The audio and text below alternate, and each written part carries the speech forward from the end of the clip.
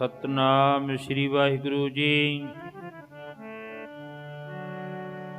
ਇਕ ਓੰਕਾਰ ਸਤਨਾਮ। ਕਰਤਾ ਪੁਰਖ ਨਿਰਭਉ ਨਿਰਵੈਰ ਅਕਾਲ ਮੂਰਤਿ ਅਜੂਨੀ ਸੈਭੰ ਗੁਰ ਪ੍ਰਸਾਦਿ। ਜਪ ਆਦਿ ਸਚ ਜੁਗਾਦਿ ਸਚ ਹੈਪੀ ਸਚ ਨਾਨਕ ਹੋਸੀ ਪੀ ਸਚ। ਰਣ ਰਵ ਨ ਕੋ ਰਹਿ ਰੰਗ ਨ ਤੁੰਗ ਫਕੀਰ। ਬਾਰੀ ਆਪੋ ਆਪਣੀ ਬਾਰੀ ਆਪੋ ਆਪਣੀ ਕੋਈ ਨਾ ਬੱਧਾ ਧੀ। ਜਿਹੜੀਆਂ ਸੂਰਤਾਂ ਚੜ੍ਹਨ ਸਵਾਰੀਆਂ ਤੇ ਕੱਲ ਚਿਖਾ ਤੇ ਚੜ੍ਹਦੀਆਂ ਦੇਖੀਆਂ ਮੈਂ। ਘੋੜੀ ਕਾਠ ਦੀ ਚੜ੍ਹ ਪਰਦੇਸ ਗਈਆਂ, ਮੁੜ ਕੇ ਸ਼ਹਿਰ ਨਾ ਵੜਦੀਆਂ ਦੇਖੀਆਂ ਮੈਂ। ਚੁੱਪ ਚਾਪ ਸੌਂ ਗਈਆਂ ਗਿਆਰਿਆਂ ਤੇ ਪਰਸੀ ਨਾ ਕਰਦੀਆਂ ਦੇਖੀਆਂ ਮੈਂ। ਕਬੀਰ ਬੁਲਬੁਲਾ ਪਾਣੀ ਕਾਇਓ ਤੇਰੀ ਔਕਾਤ। ਜਿਸ ਘਰ ਮੌਜਾਂ ਮਾਣੀਆਂ ਰਹਿਣ ਨਾ ਦਿੰਦੇ।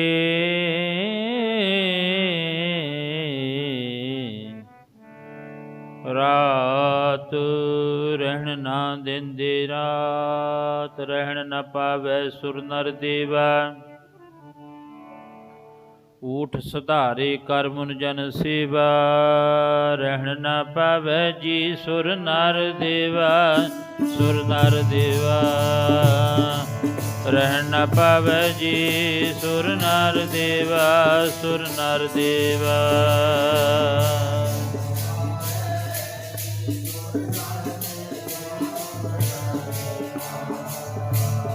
ਰਹਿਣ ਨਾ ਪਾਵੈ ਜੀ।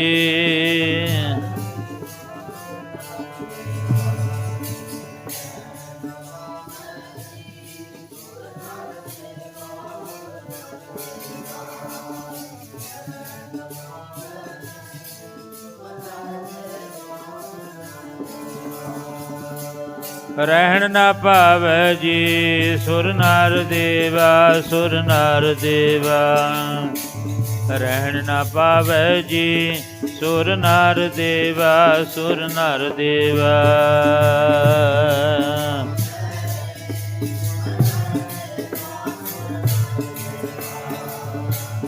ਰਹਿਣ ਨਾ ਪਾਵੈ ਜੀ।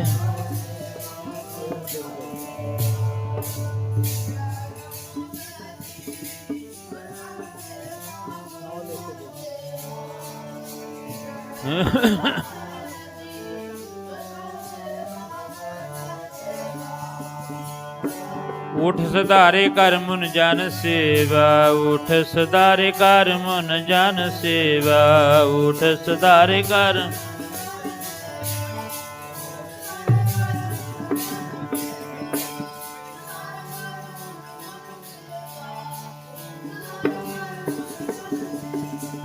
ਰਹਿਣ ਨਾ ਪਾਵੈ ਜੀ ਸੁਰ ਨਰ ਦੇਵਾ। ਸੁਰ ਨਰ ਦੇਵਾ ਰਹਿਣ ਨਾ ਪਾਵੈ ਜੀ ਸੁਰ ਨਰ ਦੇਵਾ। ਸੁਰ ਨਰ ਦੇਵਾ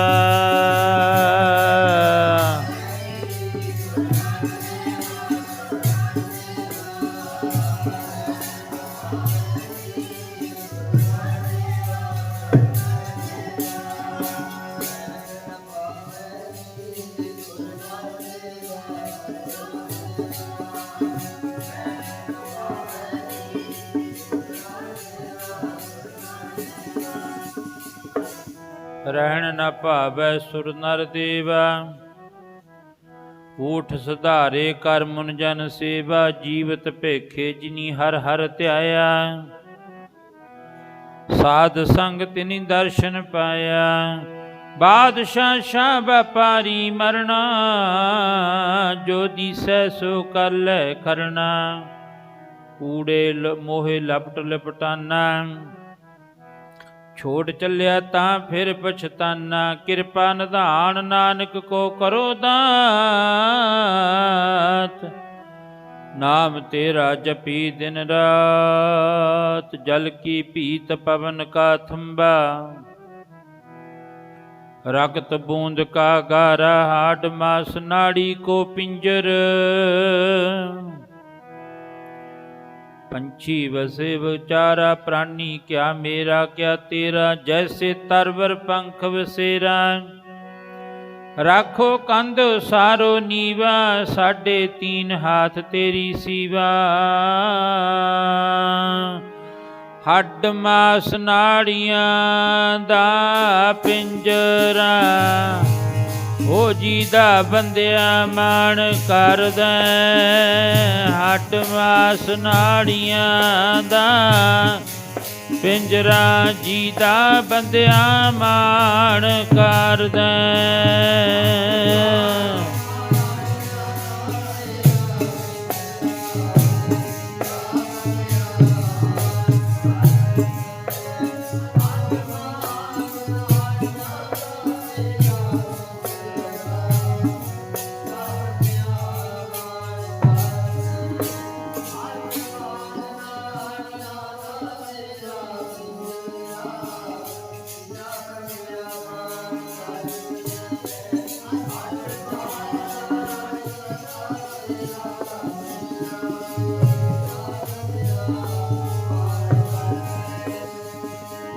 ਹੋ ਜੀ ਦਾ ਬੰਦਿਆਂ ਜੀ ਮਾਣ ਕਰਦਾ, ਮਾਣ ਕਰਦਾ, ਮਾਣ ਕਰਦਾ।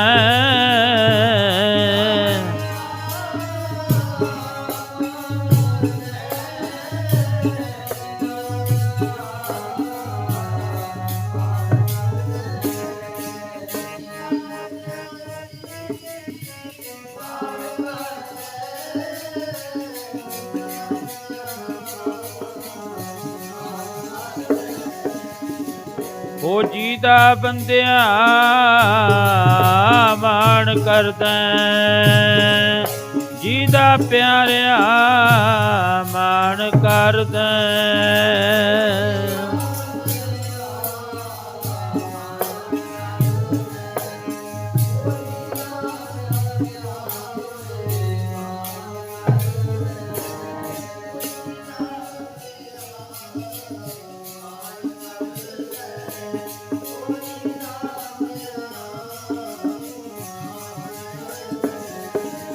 ਹੱਡ ਮਾਸ ਨਾੜੀਆਂ ਦਾ ਪਿੰਜਰਾ, ਨਾੜੀਆਂ ਦਾ ਪਿੰਜਰਾ, ਜੀ ਦਾ ਬੰਦਿਆ ਮਾਣ ਕਰਦਾ। ਹੱਡ ਮਾਸ ਨਾੜੀਆਂ ਦਾ ਪਿੰਜਰਾ, ਜੀ ਦਾ ਬੰਦਿਆ ਮਾਣ ਕਰਦਾ।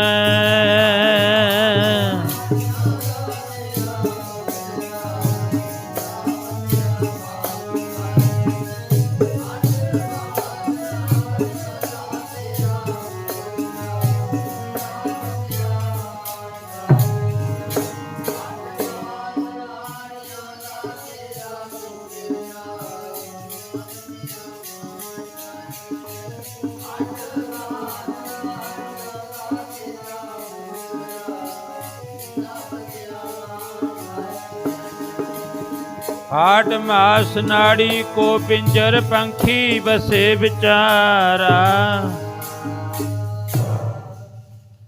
ਪਰਮ ਸਤਿਕਾਰਯੋਗ ਗੁਰਾਂ ਕੀ ਸਾਜੀ ਔਰ ਨਵਾਜੀ ਹੋਈ ਗੁਰੂ ਰੂਪ ਗੁਰੂ ਖਾਲਸਾ ਸਾਧ ਸੰਗਤ ਜੀ, ਜਿਤਨੇ ਵੀ ਮਾਈ ਭਾਈ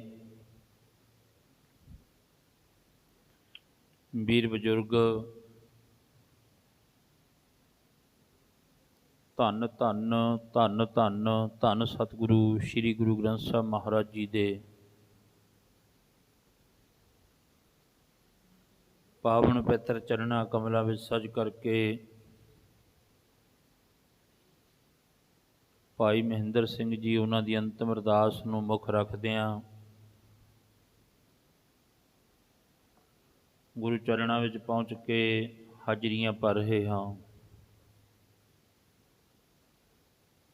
ਜਿਤਨਾ ਕੁ ਸਮਾਂ ਉਹਨਾਂ ਬਜ਼ੁਰਗਾਂ ਨੂੰ ਪਰਮਾਤਮਾ ਦੀ ਦਰਗਾਹ ਵਿੱਚੋਂ ਮਿਲਿਆ, ਉਸ ਸਮੇਂ ਨੂੰ ਭੋਗਦਿਆਂ ਇਸ ਫਾਨੀ ਸੰਸਾਰ ਨੂੰ, ਮਿੱਥਿਆ ਸੰਸਾਰ ਨੂੰ ਅਲਵਿਦਾ ਕਹਿ ਕੇ ਗੁਰੂ ਜੀ ਦੇ ਪਾਵਨ ਚਰਨਾਂ ਵਿੱਚ ਜਾ ਵਿਰਾਜੇ। ਇਸ ਕਰਕੇ ਸਤਿਗੁਰੂ ਜੀ ਕਹਿੰਦੇ, ਮਰਨ ਲਖਾਏ ਮੰਡਲ ਮੈਂ ਹਿਆਏ। ਜਦੋਂ ਤੋਂ ਮਨੁੱਖ ਦਾ ਜਨਮ ਹੁੰਦਾ ਹੈ, ਉਦੋਂ ਤੋਂ ਲੈ ਕੇ ਸਭ ਤੋਂ ਪਹਿਲਾਂ ਮਰਨਾ ਹੀ ਲਿਖਿਆ ਜਾਂਦਾ ਹੈ। ਇਹ ਗੁਰੂ ਗ੍ਰੰਥ ਸਾਹਿਬ ਮਹਾਰਾਜ ਜੀ ਨੇ ਫੈਸਲਾ ਦਿੱਤਾ ਹੈ, ਮਰਨ ਲਖਾਏ ਮੰਡਲ ਮੈਂ ਆਏ। ਕਹਿੰਦੇ ਸਭ ਤੋਂ ਪਹਿਲਾਂ ਮਰਨਾ ਲਿਖਿਆ ਜਾਂਦਾ ਹੈ। ਅਸੀਂ ਲੋਕ ਦੁਨੀਆ ਦੇ ਕਹਿੰਦੇ ਆ, ਜਦੋਂ ਬੱਚਾ ਜਨਮ ਲੈਂਦਾ ਰੋਂਦਾ ਹੈ। ਸਾਰੀ ਇਹ ਗੱਲ ਕਹਿਣਗੇ, ਤੁਸੀਂ ਵੀ ਬੈਠੇ ਹੋ ਸਿਆਣੇ ਵੀਰਾਂ ਸਮਾਨ, ਬੀਬੀਆਂ ਭੈਣਾਂ ਬੈਠੀਆਂ ਨੇ, ਸਭ ਦਾ ਇੱਕੋ ਹੀ ਖਿਆਲ ਹੈ ਵੀ ਪਹਿਲਾਂ ਬੱਚਾ ਰੋਂਦਾ ਹੈ। ਪਰ ਗੁਰੂ ਗ੍ਰੰਥ ਸਾਹਿਬ ਮਹਾਰਾਜ ਦੀ ਬਾਵਨ ਬਾਣੀ ਕਹਿੰਦੀ ਰੋਂਦਾ ਨਹੀਂ, ਬੱਚਾ ਰੋਂਦਾ ਨਹੀਂ ਪਹਿਲਾਂ। ਸੋ ਮੈਂ ਸਭ ਤੋਂ ਪਹਿਲੀ ਬੇਨਤੀ ਤਾਂ ਕਰਾਂ, ਜਿਹੜੀਆਂ ਸੰਗਤਾਂ ਬਾਹਰ ਬੈਠੀਆਂ, ਭਾਈ ਆਪਾਂ ਭੋਗ 'ਤੇ ਆਏ ਹਾਂ, ਦਰਬਾਰ ਸਾਹਿਬ ਦੇ ਵਿੱਚ ਬੈਠੋ ਸਾਰੇ ਬੀਬੀਆਂ ਭੈਣਾਂ, ਫੇਰ ਹੀ ਫਾਇਦਾ ਭੋਗ 'ਤੇ ਆਇਆਂ ਦਾ। ਜੇ ਆਪਾਂ ਬਾਹਰ ਬੈਠ ਕੇ ਕੋਈ ਉੱਥੇ ਬਹਿ ਗਿਆ, ਕੋਈ ਉੱਥੇ ਬਹਿ ਗਿਆ, ਗੱਲਾਂ ਮਾਰੀ ਜਾਵਾਂਗੇ, ਉਹਦੇ ਵਿੱਚ ਫਿਰ ਕੋਈ ਬਹੁਤਾ ਲਾਹਾ ਨਹੀਂ। ਅਸੀਂ ਤਾਂ ਗੁਰੂ ਦੇ ਚਰਨਾਂ ਵਿੱਚ ਬੈਠ ਕੇ ਅਰਦਾਸ ਬੇਨਤੀ ਕਰਨੀ ਹੈ, ਜੁੜਨਾ ਗੁਰੂ ਦੇ ਨਾਲ। ਸੰਗਤ ਦਾ ਭਾਵ ਕੀ ਹੁੰਦਾ ਵੀ ਆਪਾਂ ਇੰਨਾ ਇਕੱਠ ਕਿਉਂ ਕਰਦੇ ਹਾਂ, ਵੀ ਅਸੀਂ ਭੋਗ ਪਾਉਣਾ ਜੀ ਬਜ਼ੁਰਗਾਂ ਦਾ, ਲੰਗਰ ਪਾਣੀ ਛਕਿਓ, 10 ਰੁਪਏ ਉੱਧਰ ਮੱਥਾ ਟੇਕ ਦਿਓ, 10 ਇੱਧਰ ਟੇਕ ਦਿਓ, ਅਰਦਾਸ ਹੋ ਗਈ, ਦੇਗ ਲੈ ਕੇ ਮੁੜ ਗਏ। ਨਹੀਂ, ਸਾਡਾ ਭਾਵ ਹੈ ਕੋਈ, ਇੱਥੇ ਆਉਣ ਦਾ ਸਾਡਾ ਕੋਈ ਨਾ ਕੋਈ ਮਕਸਦ ਹੈ। ਜਦੋਂ ਅੰਤਿਮ ਅਰਦਾਸ ਹੋਈ ਨਾ, ਅਰਦਾਸ ਦੇ ਵਿੱਚ ਗ੍ਰੰਥੀ ਸਿੰਘ ਬਾਬਾ ਜੀ ਕਹਿਣਗੇ, ਸੱਚੇ ਪਾਤਸ਼ਾਹ ਭਾਈ ਮਹਿੰਦਰ ਸਿੰਘ ਨੂੰ ਆਪਣੇ ਚਰਨਾਂ ਵਿੱਚ ਨਿਵਾਸ ਬਖਸ਼ੀ, ਪਿੱਛੇ ਪਰਿਵਾਰ ਨੂੰ ਭਾਣਾ ਮੰਨਣ ਦੀਆਂ ਦਾਤਾਂ ਬਖਸ਼ੀ। ਇਹ ਕਿਹਾ ਜਾਂਦਾ ਅਰਦਾਸ ਦੇ ਵਿੱਚ, ਤੁਹਾਡੇ ਵਿੱਚੋਂ ਪਤਾ ਹੀ ਨਹੀਂ ਕਿਹੜਾ ਬਖਸ਼ਿਆ ਹੋਵੇ, ਜਿਹਦੀ ਦੁਆ ਦਰਵੇਸ਼ਾਂ ਰਹਿਮਤ ਖੁਦਾਏ। ਤੁਹਾਡੀ ਅਰਦਾਸ ਦਵਾਈ ਨਾਲੋਂ ਦੁਆ ਵੱਡੀ ਹੈ। ਡਾਕਟਰ ਲੋਕ ਕਹਿੰਦੇ ਆ ਨਾ, ਜਿਹੜੇ ਸਿਆਣੇ ਡਾਕਟਰ ਨੇ, ਉਹ ਦਵਾਈ ਦੇ ਕੇ ਕਹਿਣਗੇ ਵੀ ਆਹ ਲੈ ਭਰਾਵਾ ਦਵਾਈ ਲੈ ਜਾ, ਦੁਆ ਪਰਮਾਤਮਾ ਅੱਗੇ ਕਰੀ, ਅਰਦਾਸ ਕਰੀ ਰੱਬ ਅੱਗੇ। ਜਦੋਂ ਪਰਮਾਤਮਾ ਦੀ ਅਰਦਾਸ ਚਰਨਾਂ ਦੇ ਵਿੱਚ ਪਹੁੰਚ ਗਈ, ਸਾਡੀ ਦਵਾਈ ਫੇਰ ਕੰਮ ਕਰੂ, ਉਹਨਾਂ ਚਿਰ ਕੰਮ ਨਹੀਂ ਕਰਦੀ ਹੈ। ਸਾਡੀ ਵੀ ਅਰਦਾਸ ਉਦੋਂ ਹੀ ਕੰਮ ਕਰੂ ਜਦੋਂ ਆਪਾਂ ਸਾਰੇ ਇਕੱਠੇ ਹੋ ਕੇ ਅਰਦਾਸ ਬੇਨਤੀ ਕਰਾਂਗੇ ਨਾ ਗੁਰੂ ਦੇ ਚਰਨਾਂ ਵਿੱਚ। ਪਤਾ ਹੀ ਨਹੀਂ ਕਿਹੜਾ ਬਖਸ਼ਿਆ ਹੋਊਗਾ, ਜਿਹਦੀ ਅਰਦਾਸ ਪਰਮਾਤਮਾ ਦੇ ਚਰਨਾਂ ਵਿੱਚ ਮਨਜ਼ੂਰ ਹੋ ਜਾਵੇ। ਆਪਾਂ ਅਰਦਾਸ ਕਰਨ ਵਾਸਤੇ ਸਾਰੇ ਆਏ ਹਾਂ, ਸਾਡਾ ਫਰਜ਼ ਹੈ। ਇਹਨਾਂ ਗੁਰਮੁਖਾਂ ਦੇ ਨਾਲ ਹਾਂ ਦਾ ਨਾਰਾ ਆਪਾਂ ਕਹਿੰਦੇ, ਹਾਂ ਦਾ ਨਾਰਾ ਮਾਰ ਕੇ ਆਉਣੇ ਆ, ਜਾਂ ਆਪਾਂ ਕਹਿੰਦੇ ਗੋਡਾ ਨਵਾ ਕੇ ਆਉਣੇ, ਜਾਂ ਆਪਾਂ ਕਹਿੰਦੇ ਆਪਾਂ ਉਹਦੇ ਦੁੱਖ ਦੇ ਵਿੱਚ ਜਾ ਕੇ, ਦੁੱਖ ਦੇ ਵਿੱਚ ਸ਼ਰੀਕ ਹੋਣਾ ਆਪਾਂ ਉਹਨਾਂ ਦੇ। ਇਹ ਕਈ ਗੱਲਾਂ ਨੇ, ਪਰ ਇਹ 'ਚੋਂ ਸਭ ਤੋਂ ਮੇਨ ਗੱਲ ਇਹ ਹੈ ਵੀ ਆਪਾਂ ਗੁਰੂ ਦੇ ਚਰਨਾਂ ਵਿੱਚ ਅਰਦਾਸ ਕਰਨੀ ਹੈ। ਨਾ ਕੋਈ ਭੋਜਨ ਛਕਣ ਵਾਸਤੇ ਆਉਂਦਾ ਹੈ, ਨਾ ਕੋਈ ਛਕਾਉਂਦਾ ਹੀ ਹੈ ਭੋਜਨ, ਆਪਾਂ ਚਲੋ ਦੋਨੋਂ ਗੱਲਾਂ ਹੀ ਰੱਖ ਦਈਏ, ਪਰ ਆਪਾਂ ਨੇ ਕਰਨੀ ਹੈ ਅਰਦਾਸ, ਅਰਜੇ ਦਾਸ, ਦਾਸ ਬਣ ਕੇ ਅਰਜ ਕਰਨੀ ਹੈ ਪਰਮਾਤਮਾ ਦੇ ਚਰਨਾਂ ਵਿੱਚ। ਸੱਚੇ ਪਾਤਸ਼ਾਹ ਕਿਰਪਾ ਕਰ ਦਿਓ, ਭਾਈ ਮਹਿੰਦਰ ਸਿੰਘ ਨੂੰ ਆਪਣੇ ਚਰਨਾਂ ਵਿੱਚ ਨਿਵਾਸ ਬਖਸ਼ਿਓ। ਸਾਡਾ ਇਹ ਮਕਸਦ ਹੈ। ਅਰਦਾਸ ਤਾਂ ਹੋਊਗੀ ਜੇ ਆਪਾਂ ਗੁਰੂ ਦੇ ਚਰਨਾਂ ਵਿੱਚ ਬੈਠਾਂਗੇ। ਜੇ ਗੁਰੂ ਦੇ ਨੇੜੇ ਹੋ ਕੇ ਬੈਠਾਂਗੇ, ਸਾਨੂੰ ਤਾਂ ਪਹਿਲਾਂ ਤੋਂ ਲੈ ਕੇ ਦੂਰ ਕੀਤਾ ਜਾਂਦਾ ਗੁਰੂ ਦੇ ਨਾਲੋਂ। ਅਸੀਂ ਤਾਂ ਜ਼ੋਰ ਦੇ ਕੇ ਗੱਲ ਕਹਿੰਦੇ ਆ, ਉਹ ਤੁਸੀਂ ਦੂਰ ਨਾ ਹੋਵੋ ਗੁਰੂ ਦੇ ਨਾਲੋਂ, ਗੁਰੂ ਕੇ ਸਿੱਖੋ, ਗੁਰੂ ਦੇ ਨੇੜੇ ਹੋ ਕੇ ਬੈਠੋ। ਸਾਨੂੰ ਏਜੰਸੀਆਂ ਦੀਆਂ ਚਾਲਾਂ ਨੇ ਅੱਜ ਗੁਰੂ ਦੇ ਨਾਲੋਂ ਦੂਰ ਕੀਤਾ ਜਾ ਰਿਹਾ ਹੈ, ਪਰ ਆਪਾਂ ਨੇੜੇ ਹੋ ਕੇ ਬੈਠੀਏ ਗੁਰੂ ਦੇ ਚਰਨਾਂ ਦੇ ਵਿੱਚ ਅਰਦਾਸ ਬੇਨਤੀ ਕਰਨੀ ਹੈ। ਅਤੇ ਫਿਰ ਦੁਆ ਦਰਵੇਸ਼ਾਂ ਰਹਿਮਤ ਖੁਦਾਏ। ਮੈਂ ਅਰਜ਼ ਕਰ ਰਿਹਾ ਸੀ ਬਈ ਦੁਨੀਆ ਦੇ ਲੋਕ ਕਹਿੰਦੇ ਨੇ ਬੱਚਾ ਰੋਂਦਾ ਹੈ, ਪਰ ਇਹ ਗੱਲ ਗੁਰੂ ਗ੍ਰੰਥ ਸਾਹਿਬ ਮਹਾਰਾਜ ਤੋਂ ਪੁੱਛ ਲਓ, ਉਹਦਾ ਰੋਣ ਦਾ ਵੀ ਇੱਕ ਕਾਰਨ ਹੈ। ਲਿਵ ਛੁਟਕੀ ਲੱਗੀ ਤ੍ਰਿਸ਼ਨਾ ਮਾਇਆ ਅਮਰ ਵਰਤਾਇਆ। ਜਦੋਂ ਪਰਮਾਤਮਾ ਦੇ ਨਾਲੋਂ ਲਿਵ ਟੁੱਟ ਗਈ, ਪਹਿਲੀ ਗੱਲ ਤਾਂ ਬੱਚਾ ਤਾਂ ਰੋਂਦਾ ਹੈ ਜਿੰਨਾ ਚਿਰ ਮਾਤਾ ਦੇ ਉਦਰ ਦੇ ਵਿੱਚ ਆ ਉਹਦੀ ਲਿਵ ਲੱਗੀ ਹੋਈ ਹੈ। ਸਾਡੀ ਲਿਵ ਕਿੰਨਾ ਕੁ ਚਿਰ ਲੱਗੂਗੀ, ਕਿੰਨਾ ਚਿਰ ਲੱਗਦੀ ਹੈ। ਹਰ ਇੱਕ ਫੈਸਲਾ ਗੁਰੂ ਗ੍ਰੰਥ ਸਾਹਿਬ ਮਹਾਰਾਜ ਦੀ ਪਾਵਨ ਬਾਣੀ ਦਾ ਫੈਸਲਾ ਹੈ। ਮਹਾਰਾਜ ਜੀ ਕਹਿੰਦੇ ਰਾਤ ਜੇ ਸੋਵੈ ਦਿਨ ਕਰੈ ਕਾਮ, ਇੱਕ ਖਿਨ ਲੇਹ ਨਾ ਹਰ ਕੋ ਨਾਮ। ਕਹਿੰਦੇ ਰਾਤ ਸੌਂ ਕੇ ਨਗਾਤੀ ਤੇ ਦਿਨ ਕੰਮ ਧੰਦਿਆਂ ਵਿੱਚ ਨਗਾ ਦਿੱਤਾ। ਇਹ ਤਾਂ ਗੁਰੂ ਦਾ ਫੈਸਲਾ ਹੈ। ਰਾਤ ਜੇ ਸੋਵੈ ਦਿਨ ਕਰੈ ਕਾਮ, ਦਿਨੇ ਕੰਮ ਧੰਦਿਆਂ ਵਿੱਚ, ਰਾਤ ਸੌਂ ਕੇ। 24 ਘੰਟੇ ਨੇ ਨਾ, 12 ਘੰਟਿਆਂ ਦਾ ਦਿਨ, 12 ਘੰਟਿਆਂ ਦੀ ਰਾਤ, 8 ਪਹਿਰ ਬਣਦੇ ਨੇ, 4 ਪਹਿਰ ਦਾ ਦਿਨ, 4 ਪਹਿਰ ਦੀ ਰਾਤਰੀ। ਮਹਾਰਾਜ ਜੀ ਕਹਿੰਦੇ ਦੱਸ ਤੂੰ ਉਹ ਕਿਹੜਾ ਸਮਾਂ, ਇੱਕ ਖਿਨ ਲੇਹ ਨਾ ਹਰ ਕੋ ਨਾਮ। ਉਹ ਸਮਾਂ ਦੱਸ ਜਿਹੜਾ ਤੂੰ ਪਰਮਾਤਮਾ ਦੀ ਯਾਦ ਵਿੱਚ ਜੁੜਦਾ ਹੈ। ਉਹ ਸਮਾਂ ਜਿਹੜਾ ਤੂੰ ਪਰਮਾਤਮਾ ਦੀ ਯਾਦ ਵਿੱਚ ਜੁੜ ਕੇ ਇੱਕ ਪਾਠ ਸੁਖਮਨੀ ਸਾਹਿਬ ਦਾ, ਇੱਕ ਪਾਠ ਜਪਜੀ ਸਾਹਿਬ ਦਾ ਨਿਤਨੇਮ ਕਿੰਨਾ ਕੁ ਸਮਾਂ ਕਰਦਾ ਹੈ। ਮਹਾਰਾਜ ਜੀ ਕਹਿੰਦੇ ਵਾਅਦਾ ਕਰਕੇ ਆਏ ਸੀ ਮੈਂ 2.5 ਘੰਟੇ ਨਾਮ ਜਪੂੰਗਾ, 2.5 ਘੰਟੇ। ਰੱਬ ਨੇ ਕਿਹਾ ਪਰਮਾਤਮਾ ਦੇ ਘਰ ਦੇ ਵਿੱਚੋਂ ਜਦੋਂ ਇਸ ਮਨੁੱਖ ਦਾ ਜਨਮ ਕਹਿਣ ਲੱਗਿਆ ਜੀ ਮੈਨੂੰ ਮਾਤਾ ਦੀ ਜਠਰ ਆਗਨ ਵਿੱਚੋਂ ਇੱਕ ਵਾਰੀ ਕੱਢ ਦਿਓ, ਮੈਂ ਸਾਰਾ ਦਿਨ ਸਾਰੀ ਰਾਤ ਮੈਂ ਤੇਰਾ ਨਾਮ ਜਪੀ ਜਾਊਂਗਾ। ਮਹਾਰਾਜ ਕਹਿਣ ਲੱਗੇ ਬੜੇ ਆਏ ਨੇ, ਤੇਰੇ ਵਰਗੇ ਪਹਿਲਾਂ ਬਹੁਤ ਆਏ ਨੇ। ਇਹੀ ਕਹਿੰਦੇ ਸੀ, ਪਰ ਉਹ ਜਦੋਂ ਪਰਮਾਤਮਾ ਦੇ ਨਾਲ ਉਹ ਲਿਵ ਛੁੱਟ ਗਈ। ਗੁਰੂ ਅਮਰਦਾਸ ਮਹਾਰਾਜ ਜੀ ਤੀਸਰੇ ਗੁਰੂ ਨਾਨਕ ਦਾ ਬਚਨ ਹੈ। ਮਹਾਰਾਜ ਜੀ ਕੀ ਕਹਿੰਦੇ, ਜਦੋਂ ਮਾਇਆ ਨੇ ਅਮਰ ਵਰਤਾਇਆ, ਰਾਮ ਨਾਲੋਂ ਲਿਵ ਟੁੱਟ ਗਈ। ਜਦੋਂ ਮਾਇਆ ਨੇ ਅਮਰ ਵਰਤਾਇਆ ਜੀ, ਰਾਮ ਨਾਲੋਂ ਲਿਵ ਟੁੱਟ ਗਈ।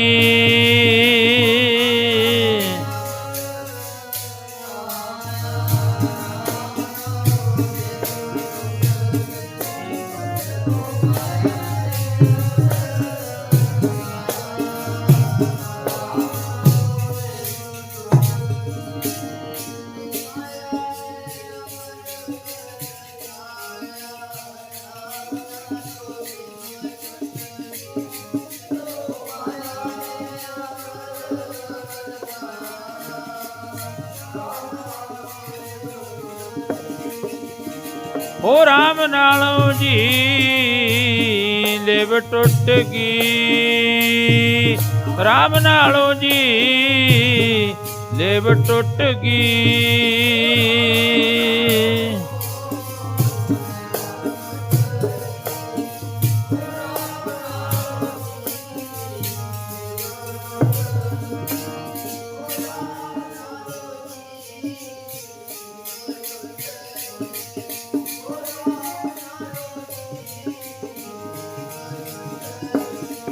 ਜਦੋਂ ਮਾਇਆ ਨੇ ਅਮਰ ਵਰਤਾਇਆ, ਰਾਮ ਨਾਲੋਂ ਲਿਵ ਛੁੱਟ ਗਈ। ਜਦੋਂ ਮਾਇਆ ਨੇ ਅਮਰ ਵਰਤਾਇਆ, ਰਾਮ ਨਾਲੋਂ ਲਿਵ ਛੁੱਟ ਗਈ।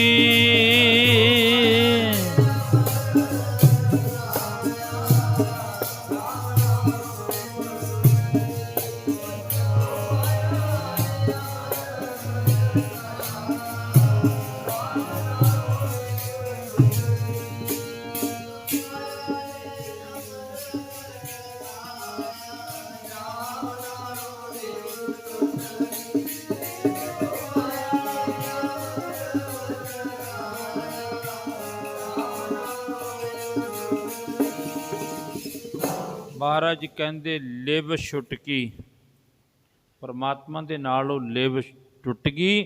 ਲਿਵ ਛੁਟਕੀ ਲੱਗੀ ਤ੍ਰਿਸ਼ਨਾ, ਬਾਅਦ ਵਿੱਚ ਤ੍ਰਿਸ਼ਨਾ ਲੱਗੀ, ਪਹਿਲਾਂ ਪਰਮਾਤਮਾ ਦੇ ਨਾਲ ਉਹ ਲਿਵ ਟੁੱਟ ਗਈ।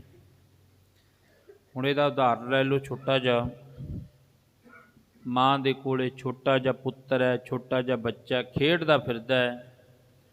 ਮਾਂ ਕੰਮ ਕਰਦੀ ਹੈ, ਭਾਂਡੇ ਮਾਂਜਦੀ ਹੈ ਜਾਂ ਹੋਰ ਕੰਮ ਕਰਦੀ ਹੈ, ਬੱਚਾ ਭਾਂਡੇ ਖੰਡਾ ਦਿੰਦਾ ਹੈ, ਹੋਰ ਸਮਾਨ ਖੰਡਾ ਦਿੰਦਾ ਹੈ।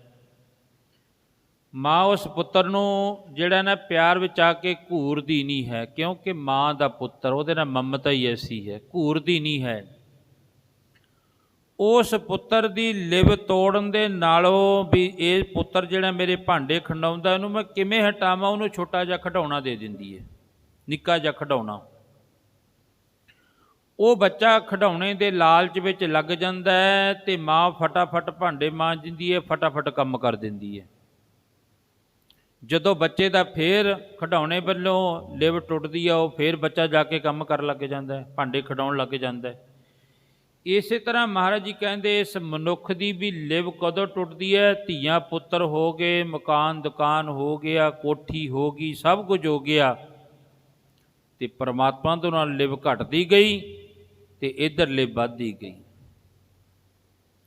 ਮਹਾਰਾਜ ਜੀ ਕਹਿੰਦੇ ਲਿਵ ਛੁਟਕੀ ਲੱਗੀ ਤ੍ਰਿਸ਼ਨਾ ਮਾਇਆ ਅਮਰ ਵਰਤਾਇਆ। ਪਰਮਾਤਮਾ ਦੇ ਨਾਲ ਉਹ ਲਿਵ ਟੁੱਟ ਗਈ ਅਤੇ ਇੱਧਰ ਹੁਣ ਮੈਂ ਅਰਜ਼ ਕਰ ਰਿਹਾ ਸੀ ਬਈ ਸਾਰੇ ਸਿਆਣੇ ਸੱਜਣ ਇਹ ਹੀ ਕਹਿੰਦੇ ਨੇ ਬੱਚਾ ਰੋਂਦਾ, ਪਹਿਲਾ ਰੋਣ ਦਾ ਕਾਰਨ ਤਾਂ ਉਹਦਾ ਇਹੀ ਹੈ ਪਰਮਾਤਮਾ ਦੇ ਨਾਲ ਉਹ ਲਿਵ ਟੁੱਟ ਗਈ। ਕਹਿੰਦਾ ਮੈਂ ਕਿੱਥੇ ਆ ਗਿਆ, ਆ ਜਗ ਸੰਸਾਰ ਦੀ ਹਵਾ ਲੱਗ ਗਈ। ਦੂਸਰਾ ਮੈਂ ਅਰਜ਼ ਕਰ ਰਿਹਾ ਸੀ ਗੁਰਬਾਣੀ ਕਹਿੰਦੀ ਹੈ ਬੱਚਾ ਰੋਂਦਾ ਨਹੀਂ, ਬੱਚਾ ਪਹਿਲਾਂ ਸਵਾਸ ਲੈਂਦਾ ਹੈ। ਸਵਾਸ, ਜੇ ਤਾਂ ਸਵਾਸ ਆ ਗਿਆ ਉਹਦੀ ਜੀਵਨ ਯਾਤਰਾ ਸ਼ੁਰੂ ਹੋ ਗਈ।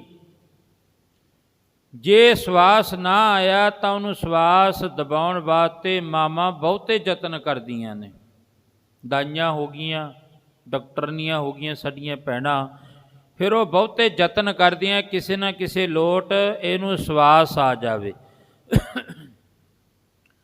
ਮਹਾਰਾਜ ਕਹਿੰਦੇ ਕਿ ਸਵਾਸ ਆ ਗਿਆ, ਜੀਵਨ ਯਾਤਰਾ ਸ਼ੁਰੂ ਹੋ ਗਈ। ਸਵਾਸ ਨਾ ਆਇਆ, ਜੀਵਨ ਯਾਤਰਾ ਉੱਥੇ ਹੀ ਸਮਾਪਤ ਹੋ ਗਈ। ਹੁਣ ਗੁਰੂ ਤੇਗ ਬਹਾਦਰ ਮਹਾਰਾਜ ਤੋਂ ਇਹ ਗੱਲ ਪੁੱਛ ਲਓ। ਮਹਾਰਾਜ ਜੀ ਕਹਿੰਦੇ ਬਾਲ ਜਵਾਨੀ ਅਰ ਬਿਰਧ ਪੁੰਨ ਤੀਨ ਅਵਸਥਾ ਜਾਨ। ਬਚਪਨ ਆਇਆ, ਫਿਰ ਜਵਾਨੀ ਆਈ, ਫਿਰ ਬੁਢਾਪਾ ਆਇਆ, ਤਿੰਨ ਅਵਸਥਾ ਆਈ। ਚੌਥੀ ਤਾਂ ਆਉਂਦੀ ਹੋਈ ਨਹੀਂ, ਕਿਸੇ 'ਤੇ ਵੀ ਨਹੀਂ ਆਉਂਦੀ ਚੌਥੀ ਅਵਸਥਾ। ਤਾਂ ਚੌਥੀ ਅਵਸਥਾ ਕਿਹੜੀ ਹੈ? ਉਹ ਹੈ ਮੌਤ। ਮੌਤ ਆਪਣਾ ਇਸ ਤਰ੍ਹਾਂ ਮੁੱਖ ਅੱਡ ਕੇ ਖੜੀ ਹੈ, ਪਤਾ ਹੀ ਨਹੀਂ ਅਸੀਂ ਉਹਦੀ ਕਦੋਂ ਗਰਾਹੀ ਬਣ ਜਾਈਏ। ਮੌਤ ਦੀ ਬਣਨਾ ਸਭ ਨਹੀਂ ਬਣਨਾ, ਬਾਰੀ ਆਪੋ ਆਪਣੀ ਕੋਈ ਨਾ ਬੱਧਾ ਧੀਰ। ਜਦੋਂ ਜਦੋਂ ਕਿਸੇ ਦੀ ਬਾਰੀ ਦੇ ਵਿੱਚ ਖੜ੍ਹੇ ਹਾਂ ਅਸੀਂ ਸਾਰੇ, ਕਿਸੇ ਦੀ ਬਾਰੀ ਜਵਾਨੀ ਵਿੱਚ ਆ ਜਾਂਦੀ ਹੈ, ਕਿਸੇ ਦੀ ਬਾਰੀ ਬਚਪਨ ਵਿੱਚ ਆ ਜਾਂਦੀ ਹੈ, ਕਿਸੇ ਦੀ ਬਾਰੀ ਬੁਢਾਪੇ ਵਿੱਚ, ਤਾਂ ਆਉਣੀ ਆਉਣੀ ਹੈ, ਹਰ ਇੱਕ ਦੀ ਆਉਣੀ ਹੈ, ਸਭ ਦੀ ਬਾਰੀ ਆ ਜਾਣੀ ਹੈ। ਜਦੋਂ ਬਾਰੀ ਆ ਗਈ ਮਹਾਰਾਜ ਕਹਿਣ ਲੱਗੇ ਉਸ ਵਕਤ ਫਿਰ ਮਨੁੱਖ ਨੇ ਚਲੇ ਜਾਣਾ। ਸਾਡੇ ਬਾਪੂ ਦੀ, ਭਾਈ ਮਹਿੰਦਰ ਸਿੰਘ ਦੀ ਬਾਰੀ ਆ ਗਈ, ਉਹ ਚਲੇ ਗਏ, ਅਸੀਂ ਬਾਰੀ ਵਿੱਚ ਖੜ੍ਹੇ ਹਾਂ, ਅਸੀਂ ਉਸ ਬਾਰੀ ਦੀ ਉਡੀਕ ਕਰ ਰਹੇ ਹਾਂ। ਜਦੋਂ ਤੋਂ ਜਨਮ ਲੈ ਲਿਆ ਮਹਾਰਾਜ ਜੀ ਕਹਿੰਦੇ ਪਹਿਲਾਂ ਮਰਨ ਲਿਖਾਏ ਮੰਡਲ ਮੈਂ ਆਏ। ਪਹਿਲਾਂ ਮਰਨਾ ਲਿਖਾ ਕੇ ਆਇਆ ਮਨੁੱਖ, ਅਤੇ ਫਿਰ ਇਹਦੀ ਜੀਵਨ ਯਾਤਰਾ ਸ਼ੁਰੂ ਹੋ ਗਈ। ਬਚਪਨ ਆ ਗਿਆ ਅਤੇ ਉਸ ਬਚਪਨ ਦੀ ਦਹਲੀਜ਼ ਉੱਤੇ ਪੈਰ ਰੱਖਦਾ ਬੱਚਾ, ਖੇਡਦਾ ਹੈ। ਜਿਵੇਂ ਭਗਤ ਕਬੀਰ ਜੀ ਮਹਾਰਾਜ, ਉਹਨਾਂ ਦੇ ਗੁਆਂਢ ਦੇ ਵਿੱਚ ਇੱਕ ਮਾਤਾ ਰਹਿੰਦੀ ਹੈ। ਉਸ ਮਾਂ ਕੋਲੇ ਛੋਟਾ ਜਿਹਾ ਬੱਚਾ ਹੈ। ਮਾਂ ਕੋਠੇ ਉੱਤੇ ਜਿਹੜੀਆਂ ਉਹ ਕਪਾਹ ਦੀਆਂ ਪੂਣੀਆਂ ਕੱਤੀ ਜਾਂਦੀ ਹੈ ਬੈਠੀ, ਅਤੇ ਬਖਤੇ ਖੀਰ ਉਹ ਬੱਚਾ ਆ ਕੇ ਪੂਣੀਆਂ ਖੰਡਿਆ ਦਿੰਦਾ ਹੈ। ਮਾਂ ਫੇਰ ਇੱਕ ਛੋਟੀ ਜਿਹੀ ਗੇਂਦ ਆ ਉਹ ਰੋੜ ਦਿੰਦੀ ਹੈ, ਬੱਚਾ ਚੁੱਕਣ ਚਲਿਆ ਜਾਂਦਾ ਹੈ। ਮਾਂ ਫੇਰ ਫਟਾਫਟ 5-7 ਪੂਣੀਆਂ ਕਰ ਦਿੰਦੀ ਹੈ। ਬਖਤੇ ਖੀਰ ਉਹ ਥੋੜ੍ਹਾ ਜਿਹਾ ਜਿਹੜਾ ਟੁੱਲ ਵੱਧ ਵੱਜ ਗਿਆ ਅਤੇ ਗੇਂਦ ਥੱਲੇ ਆ ਡਿੱਗੀ। ਭਗਤ ਕਬੀਰ ਜੀ ਬੈਠੇ ਦੇਖੀ ਜਾਂਦੇ ਨੇ। ਮਾਂ ਨੇ ਆਪਣੇ ਪੁੱਤਰ ਦਾ ਨਾਂ ਬੜੇ ਚਾਅ ਦੇ ਵਿੱਚ, ਕੋਈ ਕਹਿੰਦੀ ਹੈ ਮੇਰਾ ਮੋਰ, ਕੋਈ ਕਹਿੰਦੀ ਹੈ ਮੇਰਾ ਰਾਜ ਦੁਲਾਰਾ, ਕੋਈ ਕੁਝ ਕਹਿੰਦੀ ਹੈ, ਨਵੇਂ ਨਵੇਂ ਨਾਂ ਰੱਖ ਕੇ ਮਾਂ ਰੋਜ਼ ਆਪਣੇ ਬੱਚੇ ਨੂੰ ਬੁਲਾਉਂਦੀ ਹੈ। ਅਤੇ ਉੱਧਰ ਭਗਤ ਕਬੀਰ ਜੀ ਕਹਿੰਦੇ ਮੋਰ ਮੋਰ, ਕਹਿੰਦੀ ਹੈ ਮੇਰਾ ਪੁੱਤਰ ਮੋਰ ਵਰਗਾ ਹੈ। ਮੋਰ ਤਾਂ ਨਹੀਂ ਹੈ, ਹੈ ਤਾਂ ਪੁੱਤਰ, ਪਰ ਉਹਨੂੰ ਕਹਿੰਦੀ ਹੈ ਮੇਰਾ ਪੁੱਤਰ ਮੋਰ ਵਰਗਾ ਹੈ, ਕਿੰਨਾ ਸੋਹਣਾ ਮੇਰਾ ਪੁੱਤਰ ਹੈ। ਉਹ ਜਿਹੜੀ ਬੋਲ ਥੱਲੇ ਡਿੱਗ ਪਈ, ਗੇਂਦ ਥੱਲੇ ਡਿੱਗ ਪਈ, ਪੁੱਤਰ ਥੱਲੇ ਡਿੱਗ ਪਿਆ, ਡਿੱਗਦੇ ਦੀ ਮੌਤ ਹੋ ਗਈ। ਮਾਂ ਆਵਾਜ਼ ਮਾਰਦੀ ਆ ਜਾ ਪੁੱਤਰਾ ਛੇਤੀ ਆ ਜਾ। ਅਤੇ ਸਾਹਮਣੇ ਭਗਤ ਕਬੀਰ ਜੀ ਮਹਾਰਾਜ ਵੇਖ ਰਹੇ ਨੇ।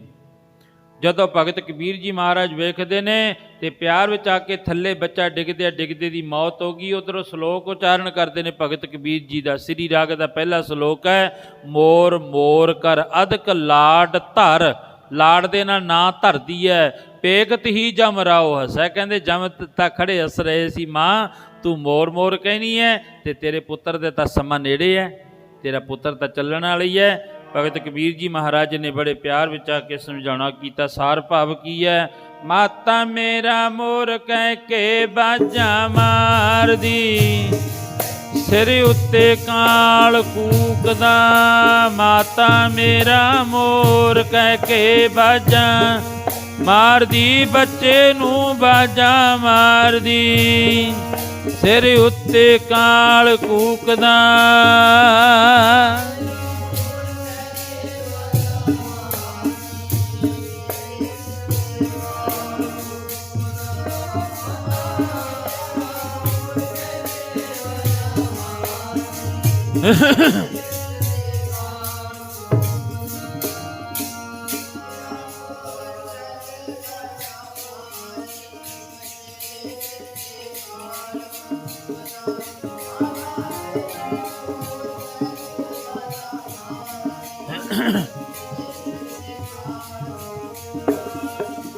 ਮਾਤਾ ਮੇਰਾ ਮੋਰ ਕਹਿ ਕੇ ਬਾਜਾਂ ਮਾਰਦੀ, ਬਾਜਾਂ ਮਾਰਦੀ, ਸਿਰ ਉੱਤੇ ਕਾਲ ਕੂਕਦਾ। ਮਾਤਾ ਮੇਰਾ ਮੋਰ ਕਹਿ ਕੇ ਬਾਜਾਂ ਮਾਰਦੀ, ਸਿਰ ਉੱਤੇ ਕਾਲ ਕੂਕਦਾ।